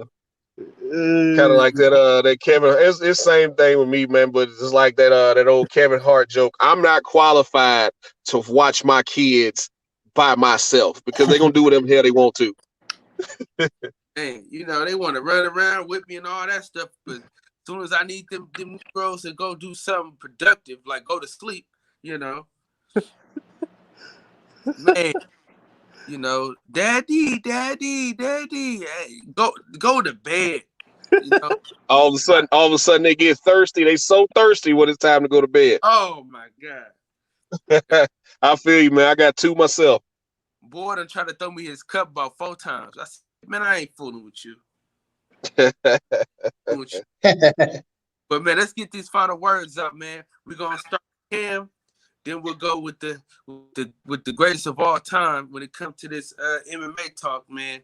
The casual MMA fan, aka the African MMA fan, aka the co-host of Barbershop Conversations, hashtag don't leave your girl around me, true player for real, the intellectual gangster, the intellectual MMA fighter / MMA coach / 1,000 slashes, my boy DB. And then we go DJ to take us home. All right, man. Appreciate you having me on Talk This MMA with y'all, DB and DJ Kyle, man. You know what's funny? I was looking at the African whatever it is, but I'm hearing DB voice. I'm thinking somebody else on here. I'm thinking somebody else on here the whole time. Like, when he gonna talk? That's funny, but man, I just appreciate y'all letting me get on here, man. Just talking, chop it up with y'all. Appreciate you, family. See y'all next Thursday. I'll be on here. Yes, indeed. No. Yes, No, Sunday night. Hell. Okay. if Reg don't go live, I might go live tomorrow night so we can do the breakdown. You know what I'm saying? Dre Book, what's going on, big dog? How you feel? How you feel? Yeah. So if Reg, you going live tomorrow after the fight, let me know. If he don't go live, we going live tomorrow. But if not, Sunday for sure we going live. We going right back at it because you know, I gotta let y'all get y'all talking points off, man. And tomorrow is Super Sunday, so yeah. But go ahead, DJ. My bad, man. DB, my bad. Go ahead, DB. Salute to my brother Kyle in the boxing section, holding it down in the north side of the state, Oaktown, town business, man, all the way down here to South Central. We taking it all the way to the border, man. San Diego down to Tijuana, man. We holding it down, not just for boxing, not just for MMA, but all combat sports and sports in general. California leading the way by way of championships, you know what I mean? And just brutalizing dudes and fighting, man. Shout out to the brothers, man. My brother DJ, my MMA brother, man, and Cam, man. Appreciate y'all chopping it up too, man. There go Dre Bug. Came to talk his stuff, huh? Salute to my brother Dre Bug, man, and Reggie Owens. Reggie Owens said I'm going live tomorrow, so we will all be there, man, listening to Reg do the play-by-play, man, one of the best in the biz. And shout out to my brother D-Walk, Damon Walker in the building, box fans representing California, South Central Brigade. Yova in the building, representing that north side of Cali for us as well, man. I know the brothers Jay Dixon, Red Cliff, Rob G Film, Texas in the building, ATX. Shout out to y'all brothers, man. Please hit the like button and a thumbs up for my brother Kyle, man. Eli Zachary, he said Dallas, Texas, tuned in. Yeah, absolutely, man. Appreciate you, man. But yeah, y'all, please do that, man. Hit the thumbs up for my brother Kyle, man. We got to support him, man. And we'll be back in business after Francis Ngannou and new. So this would be great, man. But I'll catch y'all within 24 hours, man. Appreciate you, Kyle. For sure. Reg, let me know. I'm not Reg, I'm talking about you're gonna have an after show, not during the fight. I know you're going during the fight, an after show. Because if you're doing an after show, I'm a fall back. But if not, I'm going straight on and we're gonna do our thing. Go ahead, DJ. All right. Once again, shout out to my guy Kyle over in the boxing session for having me on. Shout out to my guy DB, my MMA brother, for another great debate.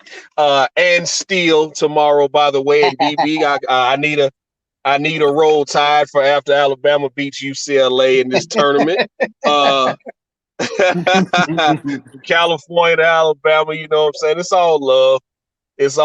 Good sports talk. You know, I feel like we just in the backyard cracking a couple cold ones. You know, got some ribs on the grill or some barbecue pineapple for my vegan brother DB. Yeah. Shout out to my guy Cam who came in. Shout out to everybody in the chat. You know what I'm saying, for interacting with us and coming with those good questions. I just, like I always say, man, I just love fighting, man. I love discussing fighting. No matter what style it comes in, I just love discussing fighting with great people. And you know, like I said, once again, it's got a great show. For sure. Centos Boxing, what's going on, big dog, man? We missed you tonight. Centos Boxing.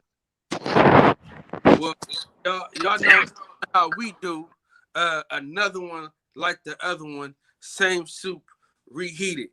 In the words of the great philosopher Little E, we want y'all to breathe air and live life to the fullest, man. Appreciate everybody for coming through and hanging out with us, man. We'll be back. It's always a treat when players meet. Appreciate y'all breaking bread with me, man. We'll see y'all hasta mañana. And you know, like we always do. Let me drop this on y'all real quick though, man. You know, we got that coming soon to a neck near you. You know what I'm saying? Coming soon to a neck near you. You know what I'm saying? I need one of them, man. What's up? You got me? Oh man. They got to shut the stuff. TBS MMA, man. What's up? I need one of them. Yeah. I need one of them, man. The outro is on the way. Cam, I ain't listening to you with that book. the roots, he let the beats build, bitch. And we never switch. Even if I'm rich, I'll be broke like I'm Mitch. Niggas talking down, but that's headed in the wrong direction. But I knock that shit out like the boxing section. Cause they can't touch what they can't see. All I gotta do is be the same me. All I gotta do is keep it G. Always be the same me. While I'm solid, boy, they can't change me. No. All right, man. Like I always say, man, we'll see y'all tomorrow, man. Appreciate y'all for coming through, man. A salute to the whole goddamn chat, man. Appreciate y'all rocking with me. The t-shirts, I'm sending them out for free. Forget about it. I know we still got the Dron Ennis thing going next week for April 10th, but the folks that been holding it down, I know who you are. Eventually, I'm gonna get everybody's address, man. I'm gonna send y'all these shirts, man. I appreciate y'all supporting me and rocking with me, dog. So we're gonna continue to grow the channel, man. I see y'all boys tomorrow, man. Peace. Peace, fellas.